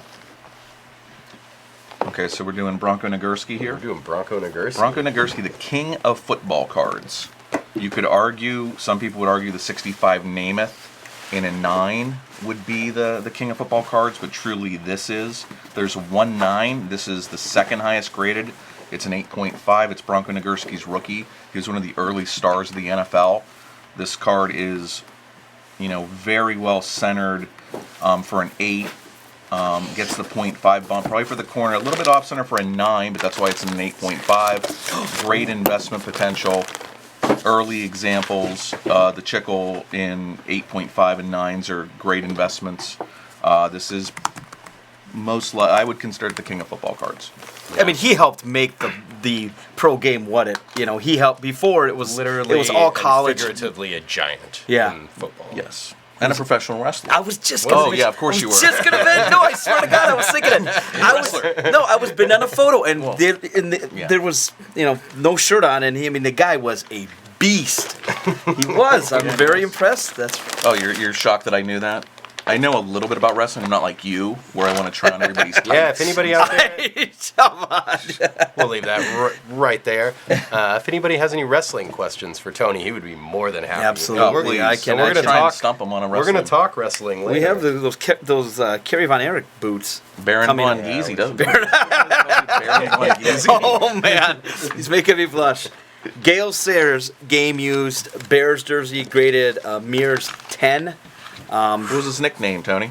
The Commerce. No, wait, no, that was the whatchamacallit Comet. Kansas Comet. Yeah. There you go. Oh, you're making me nervous. Great use This on makes this. him nervous. With a nice team repair on the front. As we all know, the Bears did not like to spend a lot of money, Yeah. and Notoriously frugal, as we say. Papa Bear. Just one of the nicest Sayers game used jerseys you could own. A nice repair on the back. It's a heavier material as well. This is I think it's about 13 or 15,000 right now. I think there's definitely room for this. Just battered though with repairs. Yeah. How's it one smell, of the- Tony? That's what the people at home want to know. Excellent. Excellent. It's like the SGC grades. Excellent. Off the charts. No. But again, just great use, and from the people that saw him play, they said he just was different than everybody else. Dominant. And his career wasn't very long, but The injuries. in the injuries, and Still got into the Hall of Fame. he did. Yes. He did, and one of the finest running backs, probably a top 5 running back. You can make an argument. And he's on I think he's on the All-75th team as a kick returner. Oh wow, Is was not? he? As a punt returner, kick Wow. returner. That's a good note right there. Derek Grady. And for those interested, we also have a Brian Piccolo game issue jersey We do, in session we do. 2 of this auction. So if you're a Sayers fan and you're going to buy this, might as well pick that one up too. All right, Derek, what you got? Okay, so we'll go with the Bazooka Mantle next. We had the Jim Brown, didn't we? We had the Jim Brown. Wow. Well, here's the baseball counterpart to the Jim Brown. This is likely the finest Bazooka Mantle there is. Oh, just like the Jim Brown was. Just like the Jim Brown. This has, for the kid to go outside of the lines. Yeah, can I take Do a you look see at that? how Pete far wouldn't let outside me the look at lines they Jim went? Brown one. Pete's very particular. Well, Pete's Yeah, they even particular got with the cards. instructions in Oh, there. he Yeah. did that. So there is still room. But technically, they didn't follow the instructions because it says cut on black line. Yeah, which is good. They didn't, because then it might just get unauthentic. Right. So the fact that there's that much room, you don't see that. Super rare in this condition. That is what you want. It's an 8 due to the surface, because this was on the outside of a box. Right. So the surface is going to get scuffed a little bit. But if it wasn't for the surface, it would be a 9. And a cool image of him, too. Very cool image. Yeah. Yankee Stadium is the background. Okay. Beautiful. There you go, Tony. Mike Trout game used bat, 28,000 right now. So Wow. His stuff's doing very he well. is, yeah, Cards yeah, and it is. memorabilia. Yeah, and it's just going to continue. Let's keep going. You wanna Derek. keep going? I'm not going to stop. So I you. wanted, to pick this guy? I wanted to pick a modern card. Yeah. So, and these SP Jeters are on fire. 10s are selling for over $100,000. This 9, this is where people started cutting open packs, because they're foil packs, and you cut them open and you want to pull the cards out carefully, okay? Because these scratch up very easily with this surface, okay? And that's one of the main reasons they can be downgraded. This PSA 9 happened to be one of the nicest 9s I've seen, and I could have actually seen this in a 10. And Derek's just a seen little- it all, so that, Yeah, he that has. carries a lot The of weight. blue's completely intact. It's completely original. Probably pulled right from a pack, sent to PSA. It is one of the nicest 9s I've ever seen. So you may want to review it for a 10 if you buy this. There's no chipping on the back that I can see. And this is just a super hot card. I mean, it's a modern card that you could have bought. In 9s were $1,000 a few years back, and what do now you think this is $5,000 going to $6,000. Wow, But since it's such a nice 9, it could even go higher. Yeah. But a 10 is a 6-figure card, and Jeter is just beloved by everybody. And just imagine next year with him going into Hall of Fame, it's gonna Think he'll make it? Yeah, I think he has a good might chance. get in. It'll probably be Well, he unanimous. may have to wait that second Probably turn. unanimous. Willie, wouldn't that be interesting? It would be him and Mariano. Yeah. Yeah. It would be fitting. And speaking of modern cards, Uh-oh. Oh boy, yeah, there's been a lot of talk of these. These were a big hit at the National as well. the story behind it is so good though. And our social media. This is the 2002-03 Upper Deck NBA Logomania, or Logoman as they call it, Michael Jordan. Autograph 1 of 1, BGS Gem Mint 9.5 to 10 autograph. And yeah, as you said, this is one of the most desirable Jordan cards there is. One of just 3 playing days Jordan Logomans ever produced. And we had a preview in our Chicago office right before the National, and the consignor came in and talked to us, and he got this out of a pack at Target. I believe he said it was a $3? $3 pack. Yep. Yep. And what's it at right now, Tony? I thought it was at close to 186,000 earlier today. Oh, with the when Pirates I was- Premium 100? Yeah, Oh, with wow. the BP, it was at 186. Yeah, I lost lunch to Nick, our modern card guy, because I told him if it goes over 100,000, I'd buy him lunch, since he took it in, and apparently that went over 100,000. And LeBron, I think I Way did the same over. deal. Yeah, 155 right now. Yeah, so I wasn't got close. another bid. Nick, there. you better make sure he buys you a steak or takes you to a Yeah, really Del nice. Frisco's is And Yes. what we're LeBron's talking at about. 155 also. We're also looking for Del Frisco's to be a sponsor of the show if they're interested. Do we have any sponsors? We're working on it. We're working yeah, on it. okay. If anybody wants to sponsor it out there, now's the time to get in on the basement level. That's your best negotiating point before we go viral. So yeah, another Are we in great. syndication yet? We're getting there. Okay. Give us a Speaking of little time. syndication, we're gonna have a syndication special the next show. So Are look we? forward to Oh, that no. in November.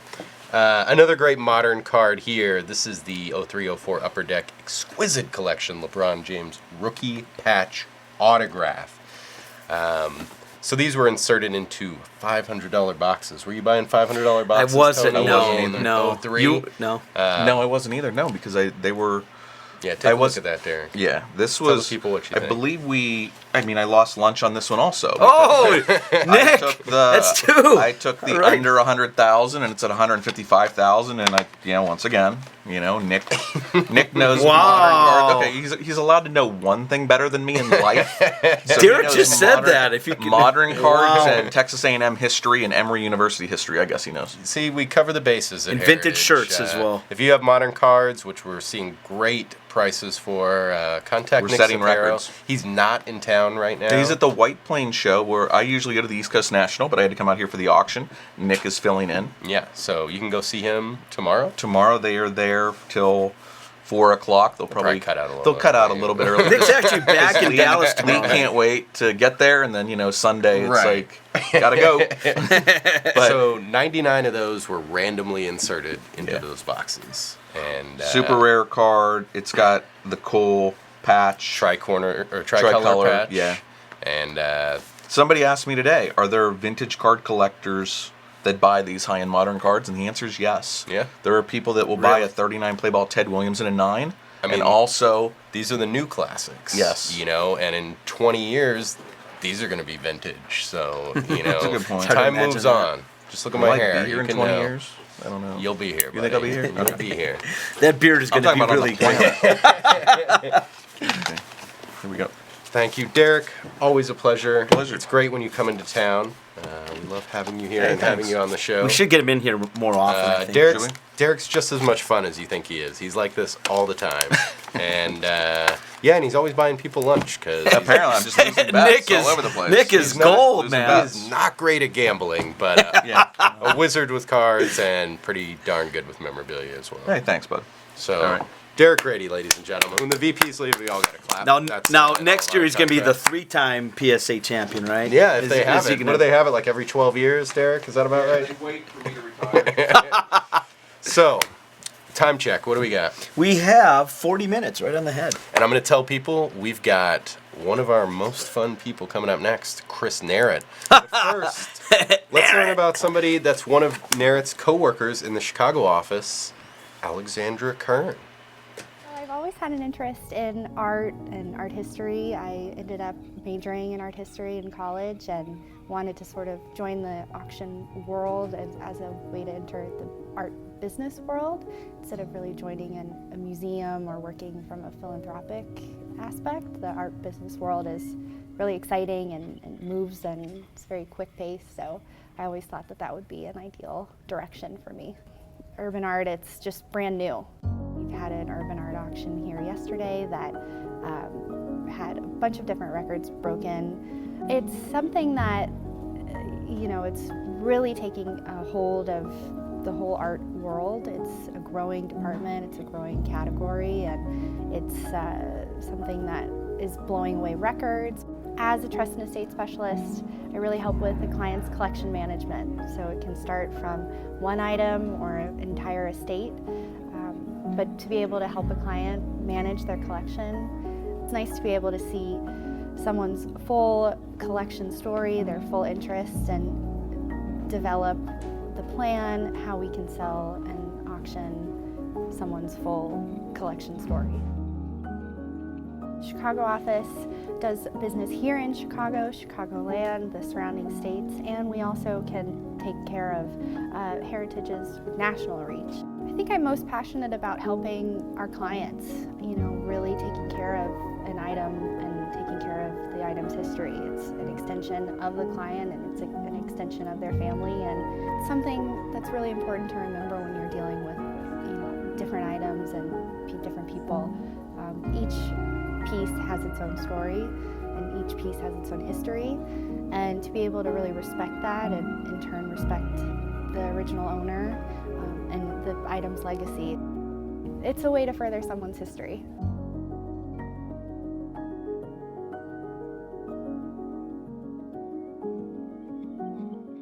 Well, I've always had an interest. You can be assured when food is delivered, Tony will be nowhere in sight. So, I'm going to take this opportunity, just a reminder, tonight is our Platinum Night auction closing. If you've been watching this long and you didn't realize that, pay closer attention, please. But we always have a lot going on at Heritage. Right now we're taking in consignments for our October memorabilia auction.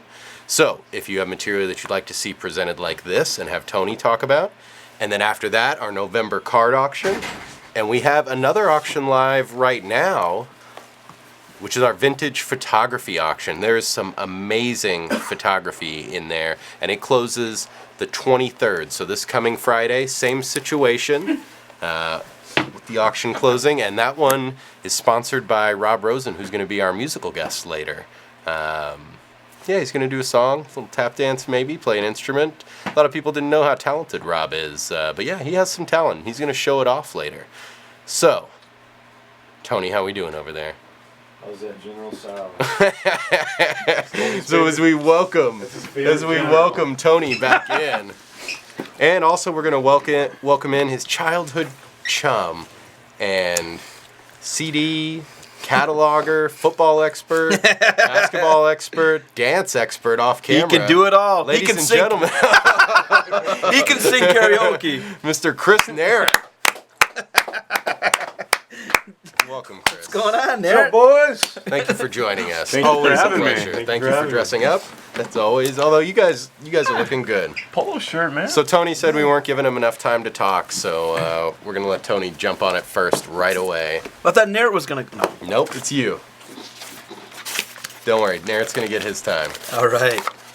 One of the toughest players in NFL history. Yeah. The one and only Jack Youngblood, who I like this anticipation of all the boxes. this is like and bags. Christmas morning, who famously You can played open it in a up, it's gonna be this Super big. Bowl with a broken leg. Don't ask me how. His Hall of Fame ring, and these are really, really hard to get. Of course, only one's issued to the player, and this is one of the finest linebackers, Jack Youngblood. I think this has got a 20,000 estimate possible, or is it is it 15 or? It's at a $22,500 reserve, Okay. There we which go. hasn't been hit yet. So 14 karat gold, diamond in the center, size 16. And the Rams. yeah, that's a big ring. Back on top of the league now, doing very well. But yeah, Just any very, very Hall of difficult. Fame ring. Yeah, they're rarely are they ever offered, and One thing that's me pack that maybe up for something you. to mention about that is just recently the Canton switched the design of the Hall of Fame ring. It's a lot bigger and I'll say a little more gaudy now than whereas that's that design. It's manageable. more simple and kind of a classic design. And great for these old-time tough guy players. You want that classic design. Yeah, it looks kind of weird. You'll see the guys at the Hall of Fame, the 80-year-old guys, and they're wearing these big modern. Yeah, looking yeah, rings. Like, yeah. It is. I think they should just wear their old ring. And speaking of big rings, Tony, That's the biggest of them all, right there. Looks like There a you go. bracelet. I'll never forget Chris Ivy asking you and I what we thought the Fridge's ring was going to sell for, and they had a 40,000 estimate on it, and I went for 204. I think. Are you trying to it was. make us look not very smart? No, but I'm just saying. I mean, We were there's off by. you guys do We're that off by just very well 60,000. yourselves. We don't need to there's brag so about it many on a times show. that we'll ask each other, what's the estimate on this and what's the estimate on that, and most of the time we are very, very close in our estimates. A lot of times, yeah. Yeah, and there are times sometimes where It's a good opportunity to toot our own horns here about no, how I'm just great saying. we are. No, I'm just saying. How accurate. It's always a good opportunity to do that. And this size, what, 22? I think is it. Something Yes. like that. It's a That's sample our ring. estimate. There's no tool to size. That's true. Yeah. Yeah, that's 20. true.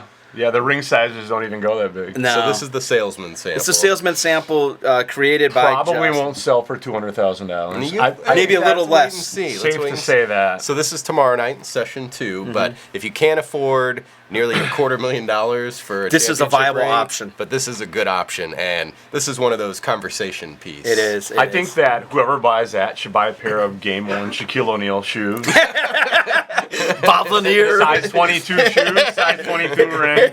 Maybe throw a Bob Lanier pair in there. And like Gallagher the comedian's couch that he had. You guys familiar? I saw him at Anybody the out airport there? actually once. Giant couch. Never mind. I know that He was my the dad's he was the watermelon. You're older than me. How is this? What's the couch? I just don't remember the couch. Okay. I remember it was a trampoline. I remember what everyone It was a remembers trampoline. about Gallagher. He smashed water. Yeah, but everybody knows that. I saw him in the airport, and It's a he's deep wearing cut. a Gallagher shirt. Because I'm like, that looks like Gallagher. And then all of a sudden, That's like someone that comes to Dallas and then they wear a Dallas shirt. or New York. I love New York. I love New York. Very Should good. we go even deeper on Gallagher? He sold his act to his brother. yeah. What? Brother performed. And he his looks act. like him, They doesn't look he? alike. Yeah. Maybe I saw his brother then. I don't know. Gallagher was never the same when he had to shave all his hair off. Yeah. So, if anybody has any questions Oh, we have an auction going on, by the way. about Gallagher or any other 80s comedians, maybe Yakov Smirnoff. We could Oh get my into God, I haven't heard that name in a Tony while. looks like a Carrot Top guy. Communist Russia. I saw him in person. Show auctions. in Vegas. you. Yeah, he was good. He's creepy looking. All right. A little Nick, bit. So, Narrett, so what do you got over there? Oh, Let's start sure right is. on top. Start right on top. Well, this was the center of some attention today. The Green Bay Press-Gazette did a front page story about this, and it's a 1923 stock certificate from the Green Bay Packers, the only community-owned franchise in major United States sports still, and this was from the first stock offering in 1923. Signed by Lee Joannes and Andrew Turnbull. Turnbull was the first president of the team, and Joannes is basically one of the pioneers and the founders of the team, you could say, or someone that basically helped the team get off the ground. The condition of the certificate is just perfect, almost, other than the fact that Joannes' signature is pretty faded, but the edges and the corners are even crisp on it still, and the color is just beautiful. So was the team in dire straits financially, and that's... Yeah. I mean, they had a couple periods early on that they had to get bailed out by the fans. This is one of them. I know in 1935 they had another stock sale. I think a slightly intoxicated fan fell through the bleachers or something, and he sued the team. So I don't know how that works.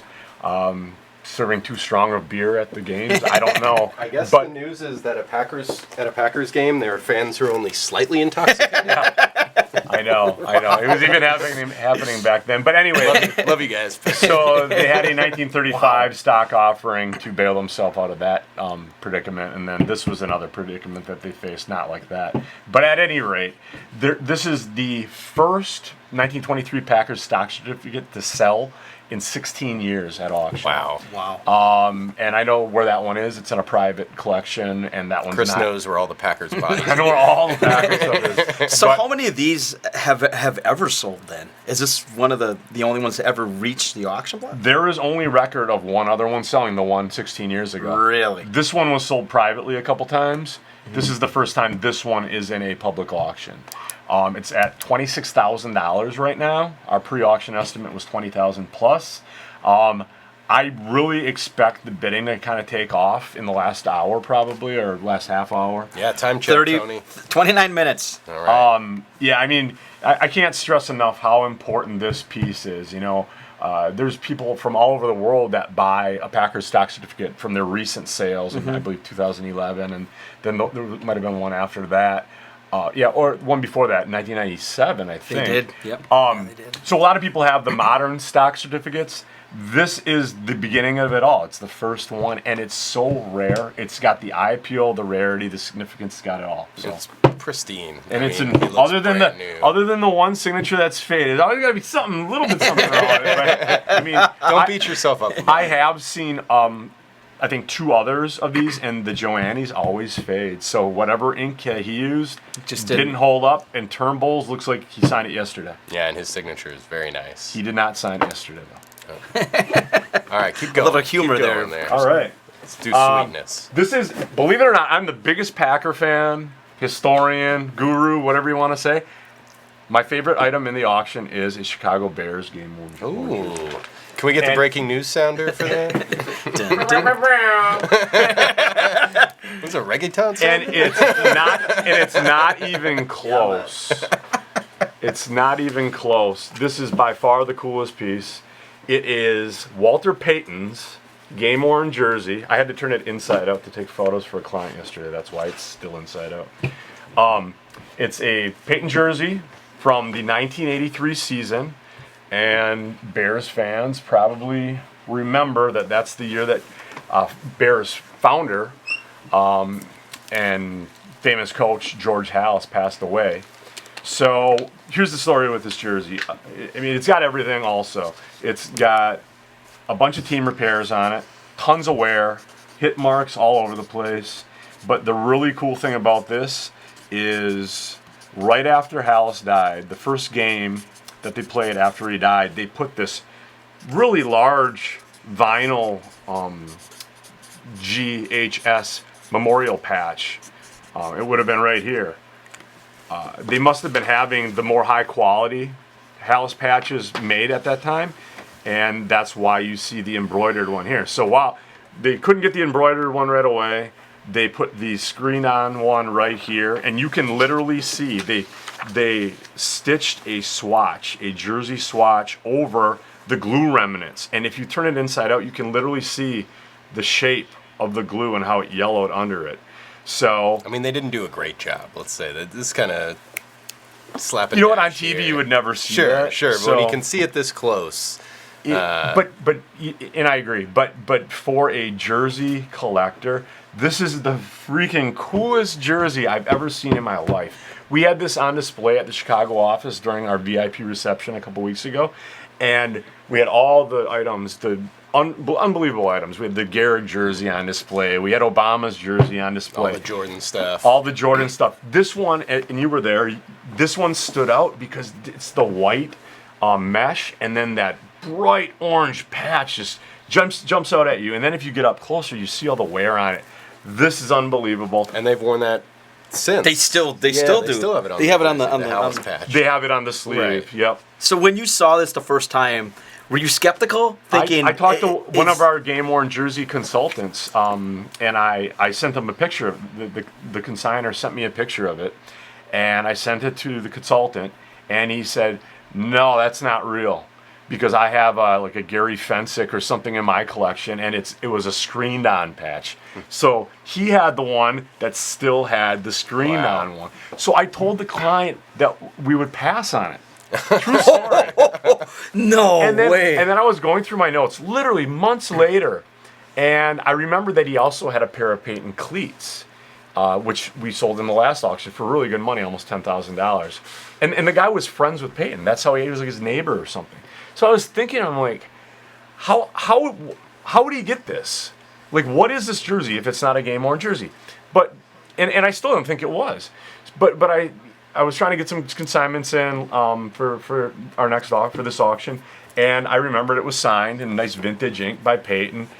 So it would be like a $2,000 jersey if it wasn't a game-worn jersey. So I called the guy up and convinced him to send it to us, and said, "Yeah, probably go for a couple grand." And the minute I took it out of the box, great. I held it up literally 2 seconds. I said, "This is real." And I said, and by the way, this is the best Peyton in existence by far, without question. So it sits at about almost 50,000 right now, even though our pre-auction estimate was 20,000 plus. We're very conservative. Well, I like to start things low. Our auction minimum bids are based on our estimated values. We start the bidding at a quarter of the estimated value. There's a peek behind the curtain right there. Yeah, a little secret. It's proprietary information, but for you listeners. So, at any rate, it sits at 50,000. I really, really believe it's going to sell for 100. Wow. A lot of people have been talking about it. We got a lot of good hobby press from it, and like I said, if it's the best of the best, which this is, you can never overpay on it. If you pay $100,000 for this, in a year or maybe even a day, you might get to make an offer to owner, and it'll sell for $130,000. That happened to Jackie Robinson, didn't That's it? true. Yeah. It happens all the time. Yeah. And I don't know if some people, if they're not, for whatever reason, there are probably a couple people that may want this and they're not watching the auction. They just forget, or they're sleeping, or who knows. They're watching the Cowboys preseason game. Is that tonight? Yeah. There you go. It's a rematch. I didn't know they still had a football team. Whoa! It's America's team, they call it. That's not what I heard. Well, tonight, Chicago is America's team because this is the best Walter Payton jersey in existence. All right, and what jersey are you going to talk about next? I don't know. What do we got over here, Mike? Oh! Just so quick update, the Dallas Cowboys are up by 7. Okay, Cowboys up by What are they 7. playing? America's team, if you will. They're playing the Rams in Hawaii. It's a in rematch Hawaii? of the playoff game. Oh, I didn't know it was in Hawaii. So, here again, I'm a huge Packer fan, but this is probably my second favorite jersey in the auction, and it's eerily similar to the Walter Payton, as it is allegedly one of the best running backs. I think he's a little overrated, but whatever. Let's look at the statistics on that one. Oh boy. He played a long time. Just don't look at his Cardinal statistics. Emmitt Smith, 2000 game-worn jersey, worn in the game against Minnesota. There's still some purple hit marks on this jersey, which is awesome when you can, the hit marks kind of paint a picture for you. Absolutely. And the minute I saw the purple, I obviously knew. Look at that, 47,000. Just like that. Wow, Chris Narrett. Payton, I am a good salesman. Narrett's even better than Simmons, so he's got Narrett, Simmons, and Pete. But I will and only angry. sell you on something that I really believe in, and that Peyton jersey, obviously, I do. So this jersey was worn in 2000, the year that Tom Landry died. And, of course, Landry was known for, what did you consider it, a fedora? That's what I would. 100%. So there's the fedora patch in commemoration or to memorialize. Which has become a big thing in Dallas when they inducted him into the Ring of Honor. And they have the player Did the number. highway, right? Yeah, they do. They have the And that's player what they've number got. in the Ring of Honor, but they put the same fedora in the Ring of Honor, and then the highway that's named after him on the signs, they have the fedora as well. I was thinking they should have just named the highway after Vince Lombardi here. So, for some reason, Wow. they didn't think that was a good idea. But anyway, so on this jersey, it doesn't have like heavy wear. He probably only wore it that one game, but there's some real typical signs of running back wear. Very faint. It is a washed jersey, so you don't have the unwashed jerseys as you see nowadays with all the dye and the hit marks that just stay on the jersey. But they couldn't wash out a lot of the wear on here, and this right here is a ball mark from when he's rubbing it on his chest. Yeah, great ball security. So Did he? he did. Okay. One of the finest ever. I know he did against the Packers. Oh my God. Ruined my Thanksgiving. I was at my grandma's Jason- house. I didn't even want to eat the stuffing. I'm like, I'm going, Grandma. Jason Garrett. You just ruined Nerd's day now. Thanks. But anyway, so this is a killer jersey. Real Emmitt Smith jerseys are few and far between. This is, like I said, a little on the lighter side of wear. Probably only one game, but it's legitimate wear. And it's awesome. And speaking of the greatest running back in history, that's a cool piece. This is another. Is that your third favorite? No, but it's. Piece right I remember here. when he I'm was sure a lot of giving you those recognize the games. box. This is a 1991 Emmitt Smith rushing title, 18 karat Tony just did gold, it. steel Rolex What? watch. Young boy. And in 91, Emmitt Smith won the rushing title. He had 1,563 yards. And he was. Emmett just very- got hit. There you go. Boom. Wow. And he was famous for rewarding I'm just gonna leave. I think. That's the guys crazy. who blocked for him, and this is what he gave the linemen. These Rolexes right here. It's 18 karat gold, and That is a small Rolex to go on that big guy's. yeah. So this was given to tackle Eric Williams, 4-time Pro Bowler, great player. Had some Borderline Hall of Boy, I Famer. was had just gonna say. some great games against the Packers. Ooh. And yeah, so very cool item here that one legend gave to another for their work on the field. Are you calling Eric Williams a legend? I am calling Eric Williams He a was. legend. He got He a was car good. accident. He would have probably been a Hall of Famer. He was if no not for Nate that. Newton, but he was good. That's true. And while we're doing it, Tony, you said you wanted to talk about this one. So Oh. I'll pass that over to you. right there. Charles Haley. Now a Hall of gonna Famer. Tony could talk the rest of the show about this guy. Yeah, I don't know if it would We be. would probably upset the executives. I don't think it'd be suitable for We do know one of them watches, so let's be careful. Facebook Live. Speaking of watches. Charles Haley game worn jersey. If you look up here, you've got the hit marks. This looks like it's aqua, so it could be from the Dolphins. The pleated shoulder sleeve ends, which is kind of unique to the team. Not a lot of teams did use that. Pretty decent wear.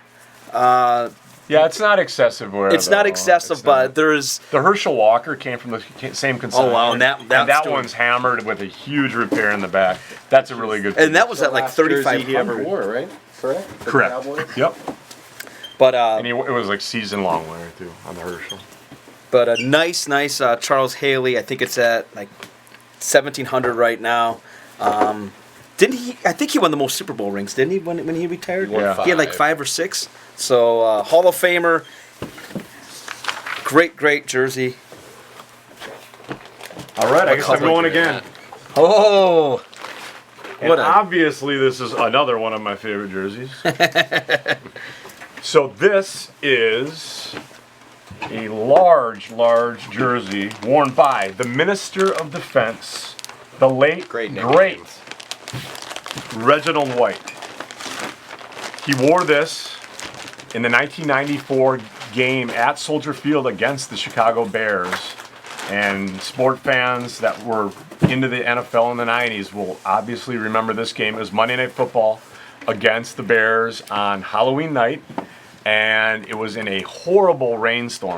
They call it the monsoon game. And one thing that's really special about this, well, there's a couple things that's special about this jersey. It came from the Reggie White collection, from his personal collection from the estate originally. It comes with a letter of provenance from his son. I believe his name's Jeremy.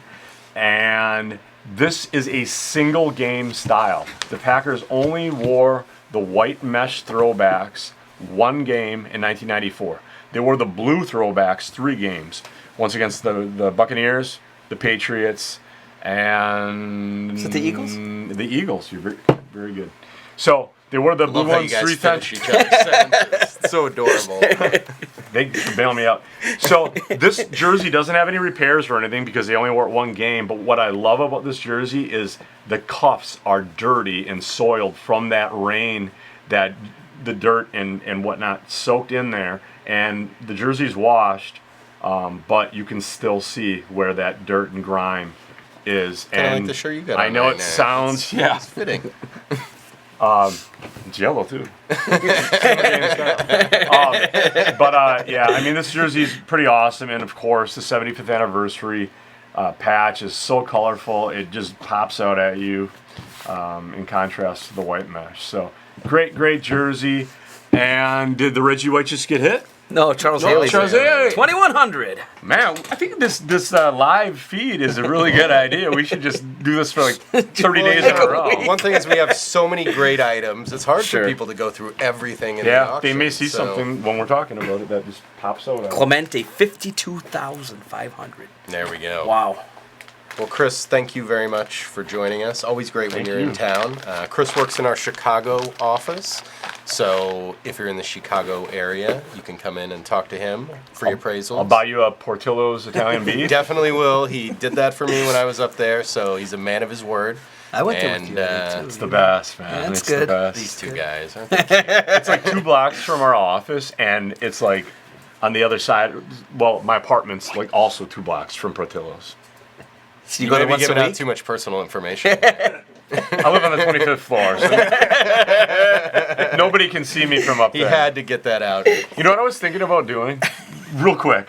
So I live in this high-rise condo in River North, Chicago, and it's, the balcony overlooks the whole side of the city, and there's a lot of other high-rises, right? Mm-hmm. And I was thinking about getting one of those big Packer flags and then just draping it over the railing, and then everyone in Chicago would see a Packer flag. But I think there's probably an ordinance or something against doing that because nobody has Especially flags. Packer flags. I'm Yes, sure. but nobody has any flags or any decorations on them. They want to keep the city, looking good or whatever. But So shout out to Chicago for those ordinances. yeah, I might do that. Keep it I might clean. do that. At least try it and see If how you long. see a high rise with a Packer flag in Chicago, That's narrative. thanks for having me, guys. Thank you, Chris. All right, coming up next, we have one of the most knowledgeable people in the hobby, and if you love the descriptions and the depth and the research in our catalogs, this is the man who does it. Coming up next is Jonathan Shire. Right now, we're going to meet Holly Sherritt.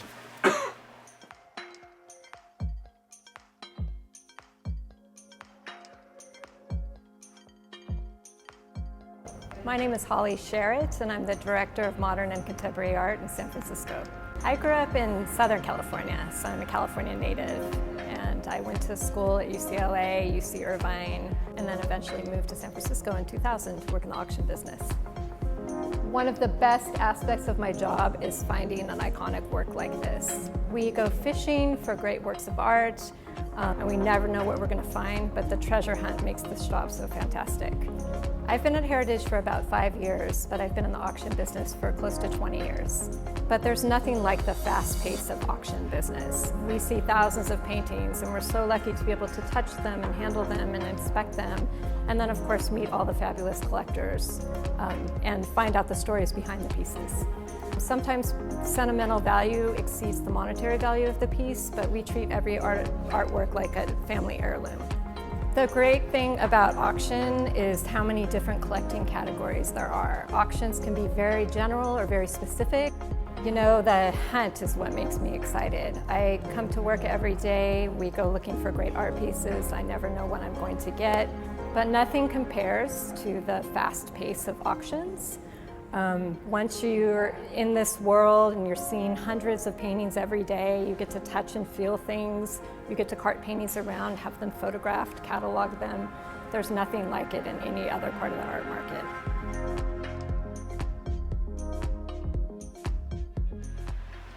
We're getting down to it. Tony, how much time left? 12 until extended minutes. bidding? We have 12 minutes. So if you want to bid on something in extended bidding, you've got to get your bid in now. And joining us right now is our head cataloger, one of the most knowledgeable people in the hobby, Mr. Jonathan Shire. Hello, Internet. You don't need to watch me go bid, but if you want to hang out, we'll talk about some stuff. He's a little camera shy, but we force him on here because he knows so much about all of this stuff. And if you read our descriptions, this is the man who pins them. So, Appreciate it. Jonathan, what do you got there? We're starting with this Mickey Mantle, and it's a notation ball, as just about any collector in the hobby now knows. Mantle balls are everywhere, of course, but the notation balls have really sort of taken off in the last maybe 5 years. Yeah, it's like its own little sub Yeah, genre now. and then you add grading into it, and you come up with something truly special, like this ball right here. This is one of his more popular notations, still rare, MVP 56, 57, 62. You'll see home run 536, you'll see Hall of Fame 74. This is probably rarer than either of those two, but it's a PSA Gem Mint 10, and anyone who's ever dealt with PSA, either cards or autographs, knows that they don't give out 10s easily. So this is truly pristine. It is an investment quality piece, to be sure. Everybody loves Mickey Mantle. It doesn't get better than this. I'd venture to guess that there are fewer 9s and 10s of this than there are 9s and 10s of his tops, 52 tops rookie cards. So that's interesting. Could be put that into perspective. You should spend another few $100,000 on this. Wow! Just put another top ball in and go ahead. Let's talk about that ticket. Jump on that. Okay, sticking with the Yankees because I am a fourth generation New York Yankees fan. This is, and Lou Gehrig is my favorite guy. This is from his Luckiest Man speech on Independence Day, 1939. Of course, that was the day that the first number was ever retired in Major League Baseball. It's number 4. It was the farewell of a guy who had been the most reliable player in Major League Baseball for 14 years, was it his streak lasted? Yes, I believe that's right. 2,130 games. Obviously, his streak had ended a little bit before this, but this was when he came out and said, okay, I'm essentially never coming back. Today I consider myself the luckiest man on the face of the earth. It's right up there with... I mean, that's a huge moment in American history. Right. It's right up there with the Gettysburg Address as in the top, I'm sure, 5 most famous speeches ever delivered. And we'll go ahead and give our photo auction a plug, because on the front cover, there it is. So in our photo auction is a Type 1 photo from the speech, and it's a great close-up of when the emotion was really taking over. So that sale closes on Friday. Keep that in mind. And it was filmed too.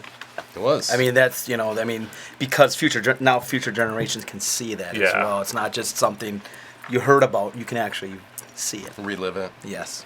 All right, Tony, what do you All right, I have a very unique item. Currently at $28,000, a Lou Gehrig payroll check from 1925, which is very early in his career. The back has got just a beautiful Mint 9 signature. Oh, I was like, what is any of the payroll checks are very, very coveted, very collectible. But one of Gehrig's from early in his career, again, this is at $28,000 and with a $40,000 estimate. It's actually the year his streak began. All right. And then while we're talking about Lou Gehrig, we'd be remiss if we didn't take this That out is correct. and talk about it. This is this is the premier item in the auction, and it is on the cover of the catalog. This is the 1937 Lou Gehrig game-worn jersey. And, of course, anything worn by Gehrig is incredibly rare and incredibly valuable. But this one is so thoroughly documented and researched and photo-matched to 2 home run games. And I definitely wanted to bring it out while Jonathan was here because he wrote this item. And knows everything about it. 37 was his last great season. Right. He started to falter in 38 as a result of the illness, which eventually took his life. But 37, he was still the same Lou Gehrig that he always was. Got it 351, 37 homers, 158 RBIs, led the AL in walks with 127, and on base plus slugging. For people who really get into those stats. Tony, I know that's you. But this is one of the pieces that really makes it special to work at Heritage, to see things like this come in. Oh, absolutely. Like we said, that the Luckiest Man speech is a great moment in American history, and this is a great piece of American history right here. And someone is going to become the new owner of it tonight. Very few Gehrig game-worn jerseys, and this is probably one of the nicest. Despite his incredible attendance. Yes. there just aren't many out there, and this is one of the finest you could have right here. So if you've got a few $1 million, we suggest you get that bid in right away. How much time do they have? You have 6 minutes. All right, Jonathan, what you Okay, want we'll over stay there? on the Lou Gehrig theme. This is actually also from his Luckiest Man Farewell. Now, we have sold similar plaques to this. There was a poem that somebody wrote to mark the occasion of his farewell, and they put out plaques that had the poem on it, and then the printed, like the typewritten names of all his teammates. But on the trophy, there's a famous photo of manager Joe McCarthy, another Yankee Hall of Famer, handing him a trophy.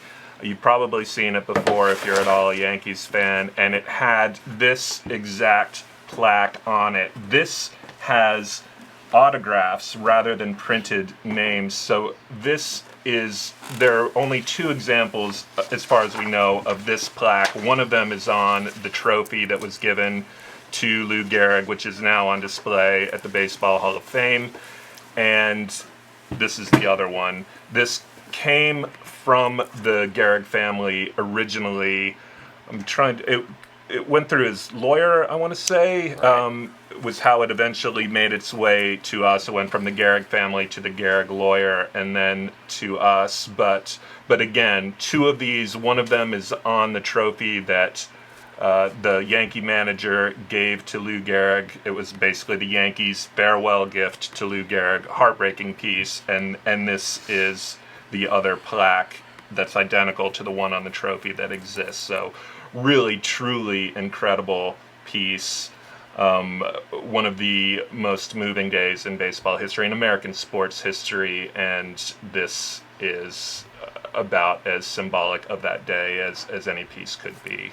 That's something that's going to wow any collector if Oh, you have it in your absolutely. collection. Absolutely. You're just going to be able to one-up whatever they have, pretty much. Unless Yeah, they have sure. that jersey, then that may top And it. they've got 4 minutes yet to make their initial bid on this. All right, Jonathan wanted to do one more, and I'm going to hold this one for you, Jonathan, just because I like holding this thing.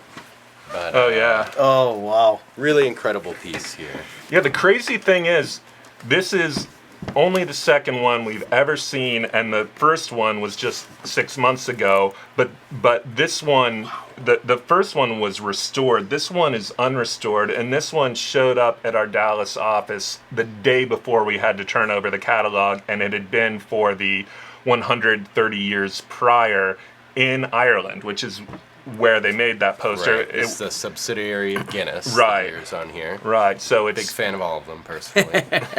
Me too. Yeah. So that is a new American citizen right there. Of course, you have 2 of the most noteworthy 19th century ball players on there. It's Cap Anson and Buck Ewing. Buck Ewing, yeah. Which one is it? Yeah, Buck Ewing. Both in the Hall of Fame. An amazing piece. The condition is unbelievable, and clearly the reason... It's amazing. Like it looks like it's brand new. Yeah, it's just, it had to have been in that frame forever, like in a dark pub somewhere, because it doesn't have any light damage. It's got a little bit of age toning around the edge, but nothing at all that is in any way distracting. It quite literally does not get better than that for a 19th century piece. Almost any. This could be the top of any ad piece. Oh yeah, it really is. And it's got something for everyone. Remarkable piece. Because you got the E.J. Burke, the Stout Ale here for the people who like the Stout, and then you've got the Finest Pale Ale here for the people who enjoy the Pale Ale. It's got great mustachery, which is one of my favorite things from these era. It's got the dead soldiers down there. Right, and that's my favorite part is the bevy of empties right here at their feet. And someone on Twitter, when I put this up, said, "This is a hang I want to be a part of." And I couldn't agree more. Yeah. Like, and they got the game going on the back, and you got the superstars here. They're like, let's just have a few beers while these guys in the back work over their rough edges of their game. We got this. And it's such an idyllic scene, but it's also, like, for the time, quite controversial because alcohol and baseball were kind of at war with one another at the time. Right, when this was produced. Right. And there was a lot of argument about whether alcohol should be sold at games. So this is akin to Kaepernick kneeling or something. Right. In terms, there's controversy to it. Yeah. It's got history. I mean, even like the logos on the barrels, it's unbelievable how crisp the quality they of are. it is amazing. We were so thrilled when this thing turned up. We really thought we would never see. It took us 14 years to see our one. first.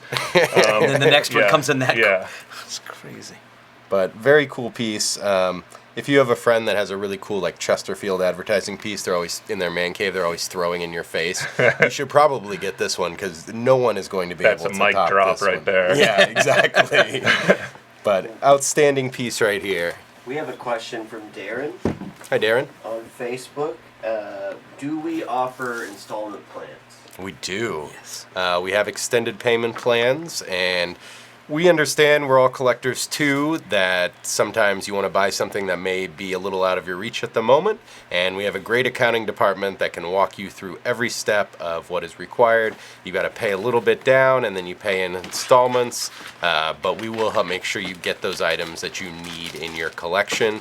And if you do purchase something and you need an extended payment plan, on Monday morning, just call our client service team. They are the best in the business, and they will make sure you get in touch with the right people. And keep in mind, you can also consign toward as an advance toward your invoice as Right. well. So, In fact, I was talking to somebody about that this week. Yeah.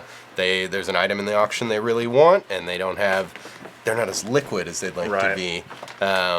But they have items they'd like to consign, and we do that as well. So, Tony, time check. We are at 10:01 right now. 10:01. And some. Nicely done, Jonathan. Yeah, he got us there. That was impressive. Good night, Internet. Some Jonathan's amazing outta bids coming in here. Yeah, go through some of the bids that are going on. The Walter right Payton now. is now at 60,000, so near Wow. it, he was right on Although, that didn't one. he promise us lunch if it doesn't get to 100? We'll have to check the tape on that one. Yeah. But Can you rewind that? The Babe Ruth card, I think that. Oh, geez, hold on one second. Technical the difficulties. Babe Ruth card. I think you're talking about the famous and bar Babe Ruth rookie. Is that the one you're I talking think about? it's at 410. No, the Logo Man Jordan, 160,000. Wow. Right now. Plus the juice coming after Yes, Graziano, that. So 41,000. Just amazing bids So coming extending bidding is going on. If you bid on items, you can continue to bid. There's a 30-minute countdown clock for each item. When an item gets a bid, the 30-minute countdown clock will extend. Now, we have another session coming up tomorrow, session 2, and you can still bid on those items. You can bid on those all night tonight. You can bid on them all day tomorrow until 10 p.m. Central Time on Sunday.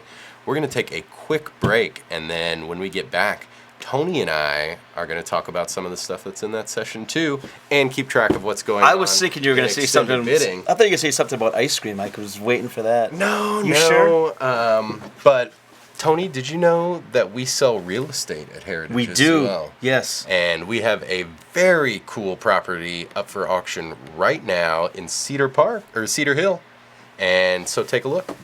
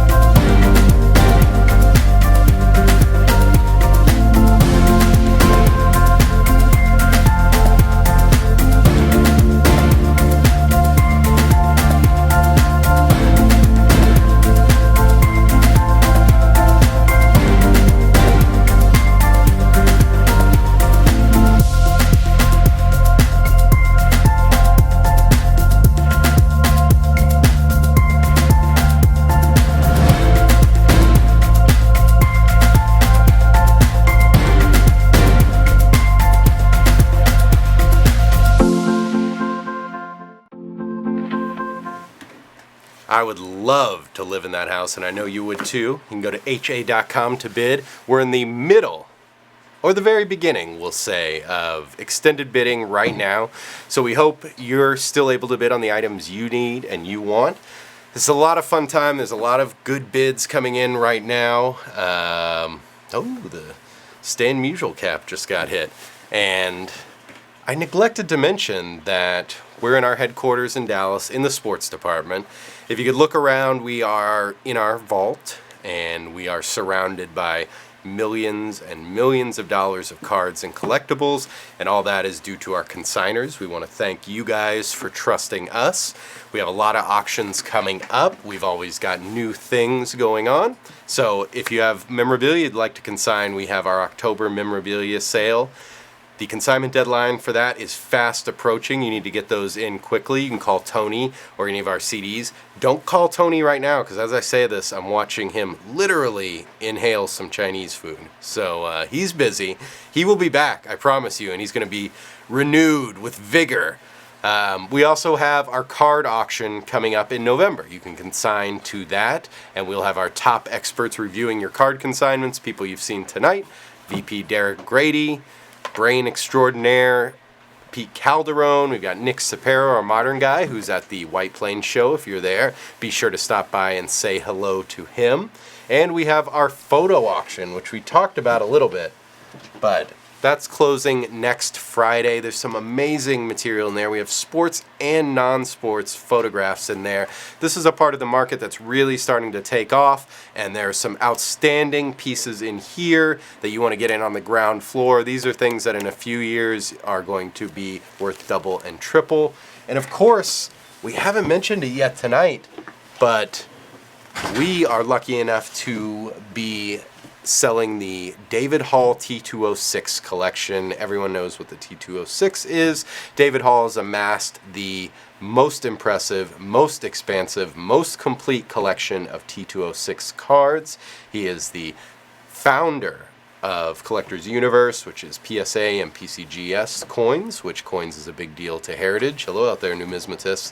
And he amassed over 5,300 T206 cards with an emphasis on the rare backs, the most interesting backs, the hardest to find, and high grades. And we're going to be selling those over the next year and a half. We had part 1 this summer in our July 15th auction. Part 2 is coming up in September. We're just finishing that catalog, and this one has a lot of big guns. It's got the Wagner in it. It's got the Cobb with the Cobb back. It's got the Plank. It has a Thai Cobb brand tobacco tin, the finest in existence. It looks like it's brand new.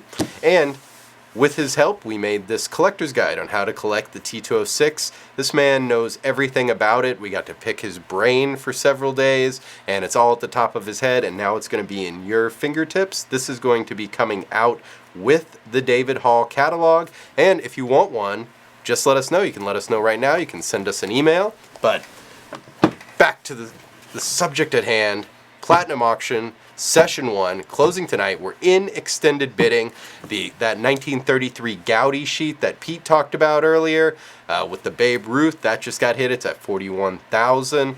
It's an exciting time. Everyone's excited. You can see I undid the bow tie. It stayed through the night. I actually undid it just so everyone can see that I untied it. So we're going to talk about some of the Session 2 material, but this item's in Session 1, and it's one of my favorite items in the sale, and I definitely wanted to talk about it. So I'm going to pull it out now. Is this thrilling entertainment, removing things from packaging? I think it is. This is the 1900 Ed Delahanty presentational silver pitcher. A lot of people know about him, maybe some do not. He was one of the most feared sluggers of his day. He finished, he had 3 seasons where he finished with a batting average over 400, and his 346 career average places him 5th all time. So an incredible player, and he had a tragic end to his life. He was, in 1903, he was drunk and disorderly on a train. He was kicked off. It was by Niagara Falls. He was trying to walk across the bridge on Niagara Falls. He fell off and went over the falls and fell to his death. So a very tragic story and an incredible player. And Tony's back. Oh, I just can't wait to Man the computer, hit Tony. this bid board. But this is so cool. Anything from Delahanty's career is incredibly rare. There's just nothing He's out virtually there. an impossible signature. Impossible signature. And it's the only piece of memorabilia. One of the only pieces of memorabilia Have we ever seen a game used item from him? No. There's nothing. So this is an award from him, presented to him by William E. Grady, and it says it right on here, to Ed J. Delahanty in 1900. But just a one-of-a-kind piece, and we're going to find out what this is worth tonight. Another interesting note about Delahanty, he's got a Major League Baseball record that will never be broken. Do you know what it is, Tony? I do not know what it is, but I can't wait to hear it. What is it? He's the only man in history to hit 4 inside-the-park home runs in a single game. You're kidding me. That is not going to happen again. There's no way that's You get the guarantee on that one. So that's one you can, if you purchase that Burke Ale poster and you're in your man cave having a few beers and you want to have a trivia contest with your buddies, you can buy that. You can pull out right there. So did you mention anything on the Lou Gehrig jersey? I did not. What's it at? 1.3 million. 1.3 million for the Gehrig jersey. We Pete talked about Calderon's 37. 1933 Gaudy uncut sheet. 41,000. I did mention that. Did you? Okay. Outstanding piece. Whoever wins that's going to be very happy with it. Wow, this piece is very nicely sealed here. You take great care of this, of these items, people. I'm going to take care of it after I unseal it. Lou Gehrig just got hit again. 1.325. 1.325. Thank you to you millionaires out there.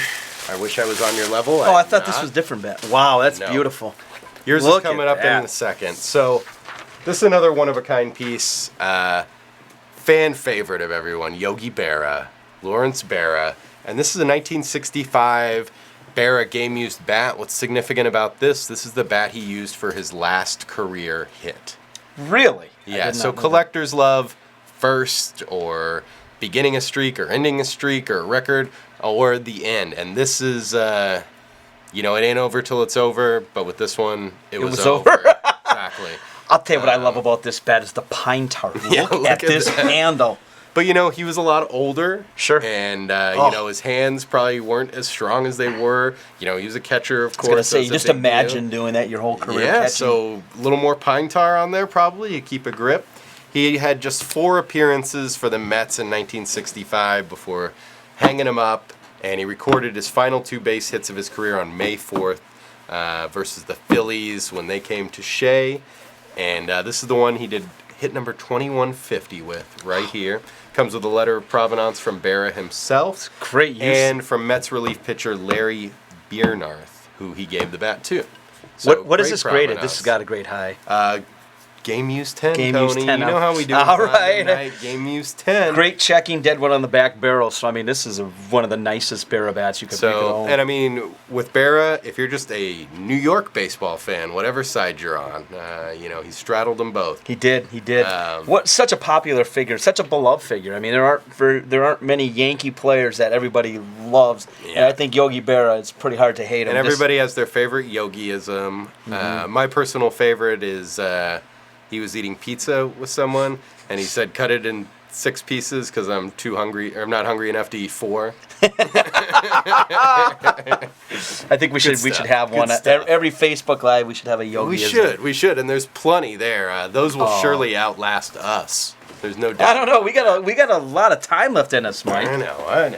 All right. We're just getting started here, buddy. So, Tony, the people are clamoring for you to talk about something, so I'm going to step off camera for a second and grab one for you here.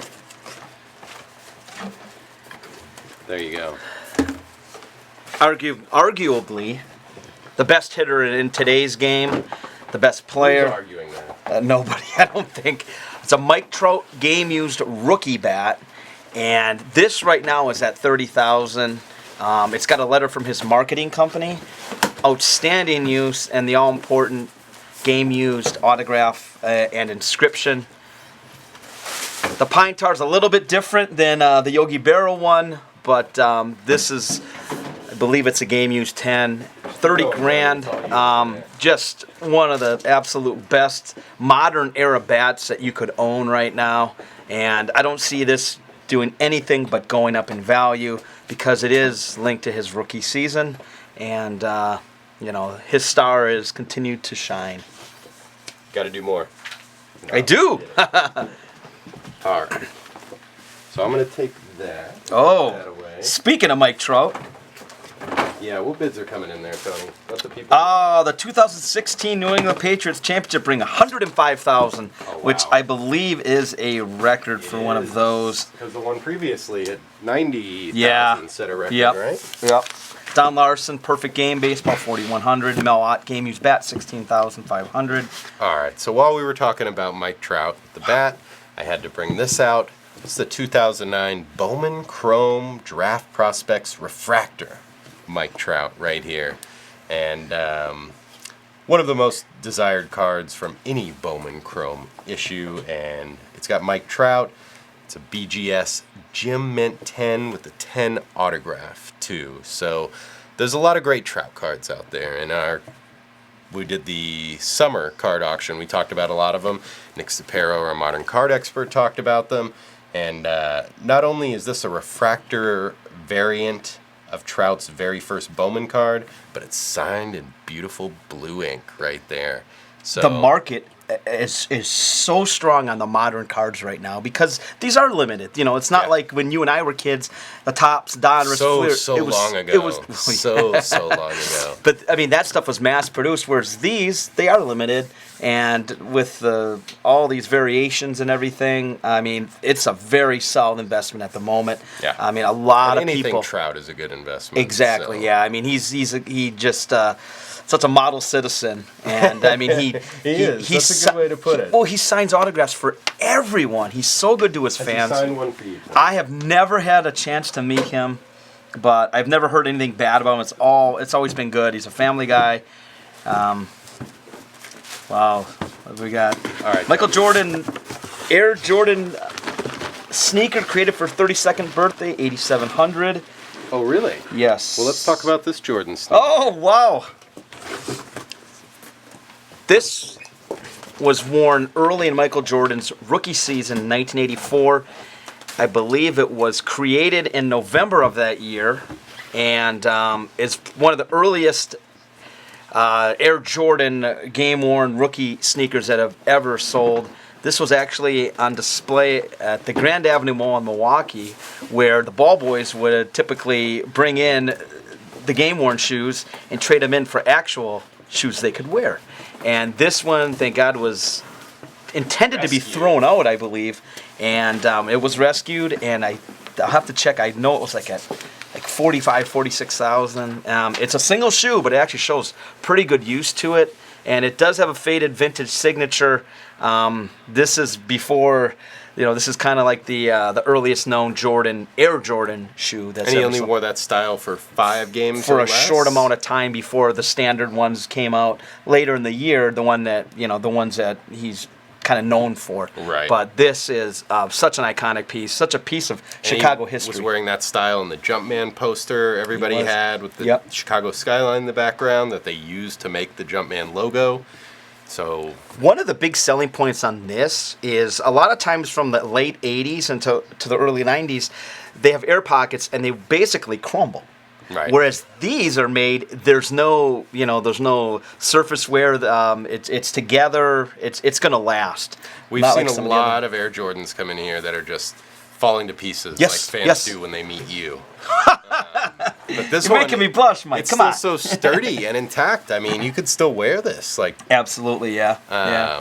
You take that out on the park right now. And there's a great story behind it too. And I think a lot of times when you have that story to go with it, it's not just how'd you get it, I got it. No, that's how it makes it fun to collect. Yeah, exactly. This is the story of how Hearing it came the in stories, step by step. Yeah, makes it. And speaking of Air Jordans, you said this just got hit. What is it at? 8,700 right now. 8,700. So this is a 1995 Michael Jordan silver Air Jordan 1 sneaker. So Jordan's wife at the time had this made for his 32nd birthday. She had 10 made in Israel and then had them destroy the mold. So there's only 10. and he got them all. He had one on display in his restaurant, one at the country club where he played golf, one at his alma mater at UNC, I believe, one at Chicago Stadium, and then he kept some, and this one has come out into the open market, and it's the first one we've seen. An interesting thing on this, I want to see how many people are tracking this. There's like 88 people tracking this item, which is one of the most tracked items in the auction. It's very unique, and the detail is amazing. If you're looking at it online, you should zoom in and look at the laces and the rubber on the sole. It is just a beautiful item. And, there's so many sneakerheads, so many people who love Air Jordans, so many people that collect Jordan in general, but they're not going to have this. And it's one of only 10, so it's not like, someday they're going to make more of it. Right. And they're not. The mold was destroyed. Juanita Jordan saw I was just going to say Juanita. I bet she destroyed it herself with a sledgehammer. But, this is one of those things, we've talked about it with a lot of items tonight, that nobody else is going to have this. Exactly. This is the biggest, baddest collector could come to your house, and this is going to awe them there. It does stand out. Lou Gehrig just got hit, $1.35 million. Wow. $87.50 now on the Jordan. So it looks like things are moving along quite well here. All right. So we have in session 2, the Ty Cobb collection, which we haven't talked about yet. But so this is in session 2, which is tomorrow night. This material came from the family of a friend and former teammate of Ty Cobb's.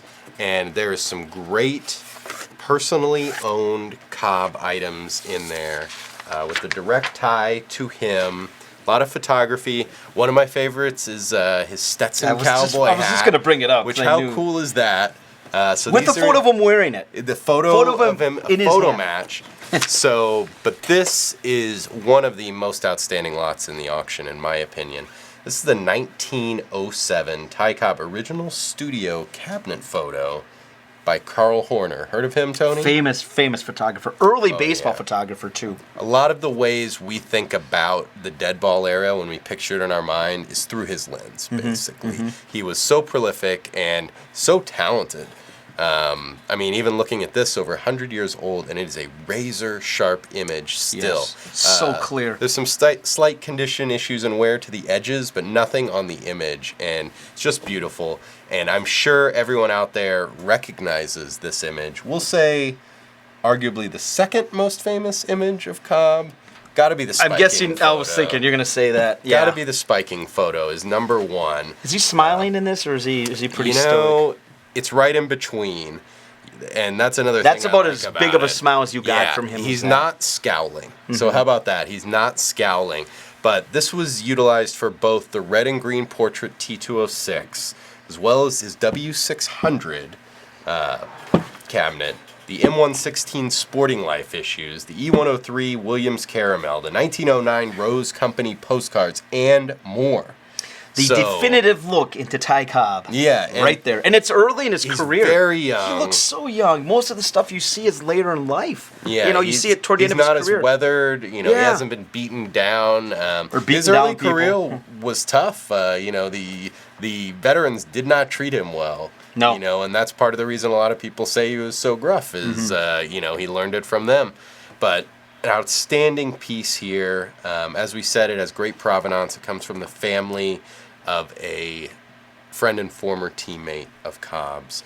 So very cool. This is a hugely significant photo right here. Any Horner photo is significant. But this is Cobb's personal copy of a photo that was used for so many of his cards. Yeah, and that market has really risen quite a bit. Original photos used for cards, and that just continues to rise. And especially given its pedigree being from Cobb's personal collection. And so that's in session 2 is the Ty Cobb collection, which comes from that same family. And there's a lot of great photographs in there. And this is all personally owned stuff from Cobb. And here's another great item in session 2 that Tony wanted to talk about. $65,000 for Walter Payton. Oh no, we're gonna be buying. Oh, Narrett's he's gonna make sure that we. I really like this piece. And this has been getting quite a bit of action. I think it was at 5,200 when I saw it last. Toot Shore was the place to go and to be seen if you were an athlete, even an entertainer. Yes. In the probably in the 20s, 30s, and 40s. Did you ever go there, Tom? No, but I've written enough Toot Shore items that I felt like I've been there. I feel like I've been there. This was a Hall of Fame banquet, and some of the greatest names in baseball history: Pie Traynor, Mel Lott, Ty Cobb, I almost say Grover Cleveland Alexander, Cy Young, Jimmy Fox. That would be a story. Could you imagine him there? Rogers Hornsby, Tris Speaker, and of course, front and center, Toot Shore. Just a very, very great example. Oh, we got Kid Nichols as well. Just a great example of one of the restaurant menus signed by some of baseball's biggest stars of the 1900s. And Ty Cobb is on that too. He is indeed. Yes, I love that though. All right, so earlier, oh boy, we told one person that we were going to talk Ali. We hadn't gotten to it. There's a lot going on tonight, but Tony, I'm a man of my word. Wow. This is one of my favorite items in the auction. You're not going to hit me, are you? What's it at right now? Tony, I would never hit you. Come on. If he wouldn't have done that, I would have wondered. I would have been disappointed. So, well-protected item here, as it should be. This is another piece of history. But Is this from, which fight is this from?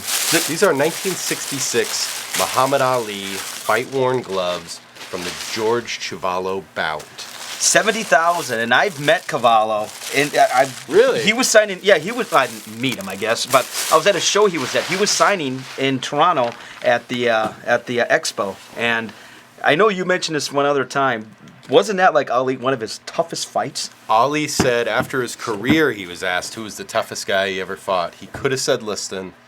He could have said Frazier. Could have said Foreman. He said George Chuvalo was the toughest, and Chuvalo, it was right when Ali began his stance against the Vietnam War. And he was the champion, and there was a lot of contenders, American contenders, who did not want to wade into the controversy, and they knew if they accepted a fight with him, hey, they didn't want to get beat up by Muhammad Ali. But also, leading up to the fight, you're going to have to deal with all these questions from the media. What are your thoughts on the war? What do you think? How does that affect them? Sure. So they were struggling to find a challenger, but they found it when they looked to the north.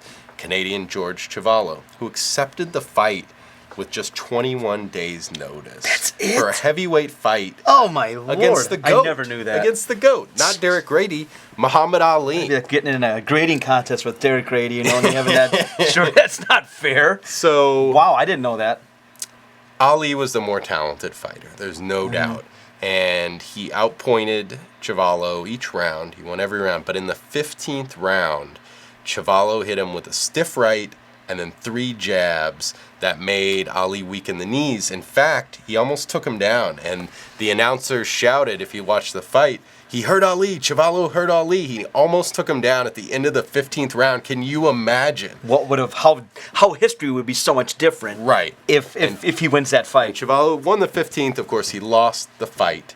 But any Ali game-worn item or fight-worn item is spectacular, and you got him right here from when he was a champion. He retained his championship. on the inside with the writing. Inside, you've got the writing. These, like a lot of Ali items, sourced from Angelo Dundee, comes with a letter of provenance from him, and you've got the writing fight right in there. What I'm always amazed about with these vintage gloves is I don't think they were giving a lot of protection to the face or the hands. They're just very small, but it's always an honor to handle anything Ali related. Obviously, he's not just a sports kind of icon. He's an international He's a worldwide icon. figure. Yeah, I mean, he's bigger than just in America. He's everywhere, and these are incredible items. You said they're at 70,000 right now. Very interesting bid just came in. Barack Obama at 1028. Somebody just put a bid on it now to extend it for another 30 minutes. And what's it at? It is at 75,000, right on the head. So somebody is playing the game, and wait till the very, very end as humanly possible to keep it going. So a lot of people jump in these auctions. You know, they want to wait till the latest possible keep it going. Tony, I've been waiting all night to hear Oh. you talk about this. We should have some Slim Jims. I don't know why. Sorry. I mean, I'm remiss that we do I not. dropped the ball on that. Oh. Iconic. Not just Babe Ruth and Ty Cobb, folks.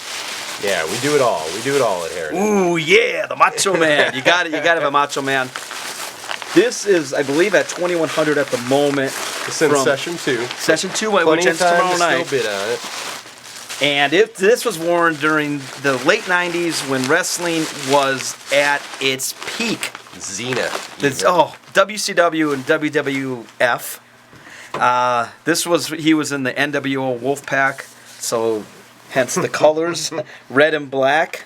Very, very interesting array of sleeve ends here. Signed by the Macho Man, but you also get the tights with the madness and heavy plasticized rubber, which is very unique as well. And you also get his shirt, which is this is all good stuff. I want to jump on this table right now. Or smash me on the table? Is that the idea? I dropped the elbow. I don't know if I can go. But and this comes with copies of the original LOA from the Macho Man.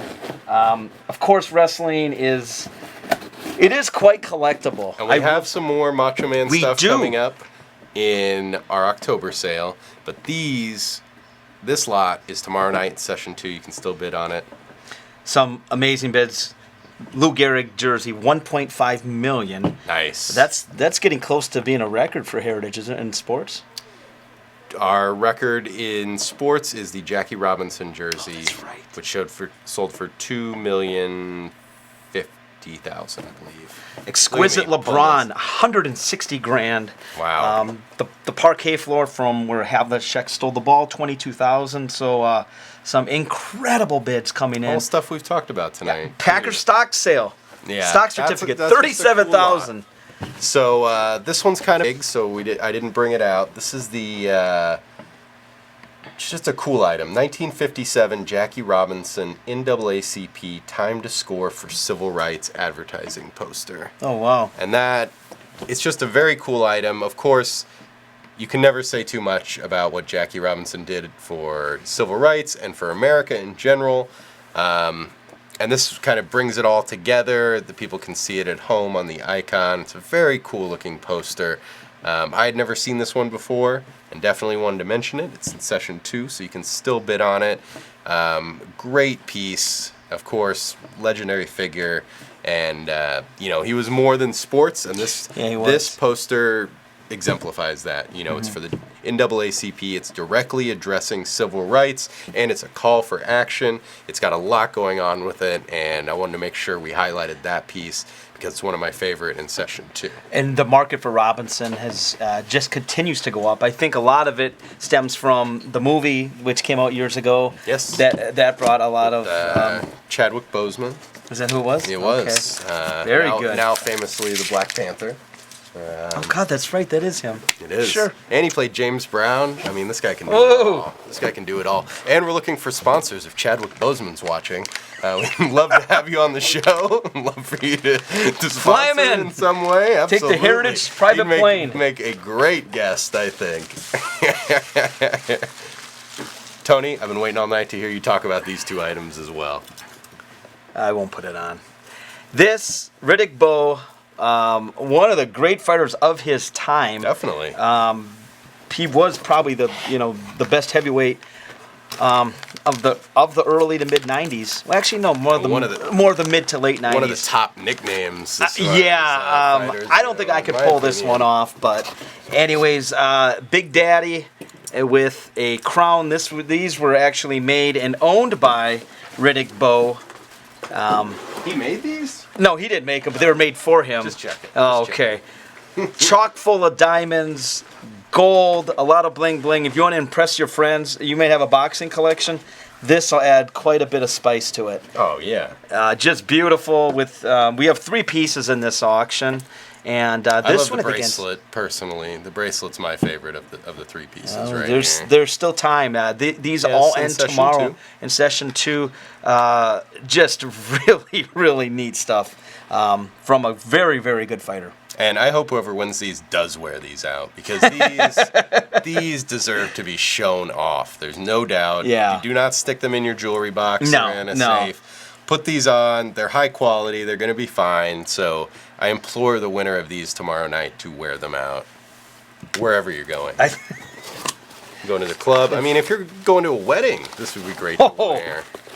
You're going to steal the show, though. A baby shower. Come on, Big Daddy. Big Daddy. It's perfect. Lou Gehrig, 1.55 million right now. We're getting there. Wow. Getting there. I have a feeling. Is Chris Ivey going to take us out? Celebrating. If it gets 2 million, is he taking us out for dinner? I don't know. No pressure on Let's that. call him out on that. Yeah. Chris, if you're watching, we're talking about it. So if he comes in here, I'm hiding under the table. So these are 2 items that are in session 2, very significant. Oh. One of them I had never even seen before, the ticket. So this is 1962 Wilt Chamberlain 100-point game. We've got the ticket and the program. This is one of those games that, 100,000 people say that they were there, but it wasn't that well attended because it was in Hershey, Pennsylvania. And it was a doubleheader. I think they played 2 games that night, Right. if I'm not mistaken. And they were playing the Knicks. It was the Knicks because Wilt rode back into the city with a couple of the Knicks That's players. Right. So- All these big moments always happen against the Knicks. Jordan's double You're nickel right. at Madison Square Garden, That's true. all that. So anyway, here's the ticket. We only found 3 times that a ticket has been offered publicly. So incredibly rare. The front's in nice condition. Looks like the back may have been in a album. Scrapbook. Yeah, scrapbook. But the front is in really great condition. And obviously, show me yours if you have one. Exactly, yeah. And I love the program. I mean, he's on the cover of it. The program's as well. just greatness. The He's on the wigwam. cover, and he's just young and confident is all you can say about He this knew he image was of going to him. score a lot of points that night, I think. And obviously, whoever was promoting the game knew who to promote and what to promote, because you got him front and center. Yeah, versus the Knicks, and it was a doubleheader. They played the Philadelphia Eagles versus the Baltimore Colts was after. How do you think those guys felt? Go after that game. The fans were very pleased with what they saw following imagine that? And there's very little. I don't think there's hardly any footage from that game. No, but pretty much all they have is that photo of him with the written, with the point the with written the points. 100. Yeah, yeah. So for basketball collectors, this is a holy grail item here. It is. And they're going down tomorrow night, so still a chance to bid on those. There's just not much stuff, from that game. Nobody knew that would ever happen. And Tony, you said you wanted to talk about this lot, and I was so excited about it. Unopened Really cards. tugging at my heartstrings here. If my mom is watching right now, she would not buy these for me. She would not allow these in the house. These are becoming very, very collectible. Yeah, and our the head of our department, Chris Ivey, the illustrious did he Chris collect Ivey, them? He's a collector of Garbage Pail Kids. He has an uncut sheet, even. Does he really? Yeah, he does. Yeah, these were not allowed in the house. Either was Married with Children was not allowed. We never were able to watch that show, so I can't tell you much about it. The best thing about this show is the insight you get into Tony's childhood. Yes. In my opinion. But, guys our age collect what they collected as kids. Right. And these have become extremely popular. I think Look at the condition of these. They're great condition. And I know, like... Mint 9? Are they all Mint 9? I think they are. There's a mint... Yeah, there's I believe there's 12 series. I think it is. Is it 12? Right. 14 at least. I'm sorry. Yeah, there's at least these are 14. unbelievable. But the graphics on these things is just If you're our age, amazing. you remember these, Oh, certainly. absolutely, yeah. But if you're looking at at the prices of these things have gone up quite a bit. Now boxes are like $8,500, almost We sold a $10,000. few boxes, and we've got some coming up in our November We do. card auction. So, but these are in session 2. You can still get these. These are the unopened packs. They're all Mint 9, and the colors are brilliant and blazing. I mean, look at that blue there. You're just. I wouldn't know because I didn't get to have these as a kid. But now, if I wanted, I could buy them. So. And so look for these tomorrow night. We've also got more coming up in November, and 1.6 million for the Gehrig right now. Tony, this is the last lot we're going to talk about What? tonight. This is it right here. Oh man, I'm kind of. Yeah. So this is a 1962 Safe at Home lobby card signed by Mantle and Maris. Both signatures graded PSA 10s. Extremely hard to find anything with Maris on him. Yeah. I mean, on it, I'm sorry. He died young. He was away from the limelight. He did show up for old timers games. And like the lobby cards, these were discarded. Yes. You know, so Yes. to have it on this, it's a really rare piece. We'll see the lobby cards from time to time. They'll crop up, but signed by both. Very PSA difficult. 10, both signatures. Maybe the kid's still out there somewhere kicking around. You could get him to sign it. Well, I don't know if I'd advise that. Did you ever but see the movie? I haven't. It's not good. It's not? Not good. You know, it's a great idea. It was a great idea and a great promotion. Well, they were so popular too. I mean, they captivated Right. an entire nation in '61. And how come we don't have more athletes in movies now? It's a lot more common. LeBron's getting in there occasionally. Starting to you see it. know. I mean, The Rock. And he's but- great. Yeah, The Rock for sure. But I mean, yeah, I don't know. And you know, like I You think excited about Hobbs and Shaw, Tony? Sure. I'll be excited for you. I'll be excited for you. I think that was more of a thing that they did in the '90s, like where athletes wanted to be in Space the movies Jam. a little bit more. Shaq, I was a big Shaq fan. Yeah. Blue Chips, I saw it at the theater. You kidding me? So this is tomorrow night. Of course, there's a lot of Mantle and Maris collectors, but this is a hard one to come by, so you should definitely take a look at this. What do we got, Tony? We got Sid Luckman right now. Oh, the Jordan shoe, 10,500. Wow. 1.65 million on the Lou Gehrig. The parquet floor, 26,000. So Wow. a lot So of bids bids coming are in. still coming in. Sid Luckman, 34,000. I That love one's that been jersey, too. Yeah, That got a lot of it's, attention It's at the very National, of unique. It's course. very unique, and there's not many early football jerseys. That's one of the best early Bears jerseys you could have, and of course with the Peyton as well. So bids are still coming in. I almost said Bears. You got Bears on Oh. there. Actually, Packers aficionado Chris Nara got Bears on my mind talking about it so much. I want to see him put that flag The out. Lions and Tigers, oh my. So bids are still coming in. Extended session is still going on. It's going to be going all night. We're going to be here. 1-800-US-COINS if you want to call in if you have a question or need help bidding. We'll definitely help you with that. This is for Session 1. Session 2, tomorrow night. You can keep bidding on the Session 2 stuff all night. Take a look at that all day tomorrow. Session 2 extended bidding will begin at 10 p.m. Central Time. Same situation. Got to get your bids in before extended bid. And then we have our vintage sports photography auction. This is something I'm just starting to get into. I love it. I recommend people collect looking them. into that. Yes. There's some great photos in there, and I think that's part of the market that's really going to explode. And we soon. were talking about it before. It's not just sports. We have entertainment. We've got political. We've got Maryland. I think we got a Marilyn Monroe. We got a Marilyn in there. I There's still some love. Elvis, I there's some like Beatles. that Beatles butcher cover. Yeah. Still, to me, is. If you're a James Bond fan, there's a great Dr. No photo in there that I really recommend. And I had no idea about that until we talked about it. I said, "What happened with the girl?" And like I said, we're taking in consignments for our fall auctions, both cards and memorabilia. And in February, we're going to have another platinum auction. So if you have an iconic, rare piece, something unique, something special, items basically over $10,000, and you want it presented the way we present it in this catalog, I'm sure you all saw it. Online, we have the most trafficked website in the industry, bar none, by far. In fact, you take up all the traffic on all our competition's website, it doesn't even register compared to ours. I mean, and I don't think and of course we work here. We're going to say it. I don't think anybody contractually to say nobody produces a catalog like that Platinum Night. That's right. I mean, that is the absolute finest catalog produced, and they keep getting better and better and better. The bids are really coming in right now. What do you got? Let's hear it. Luckman, 35,000. Nice. The Jordan shoe, 11,000. This is when it's fun, when you get a couple people I know. that are just going back and forth. I just love hitting refresh.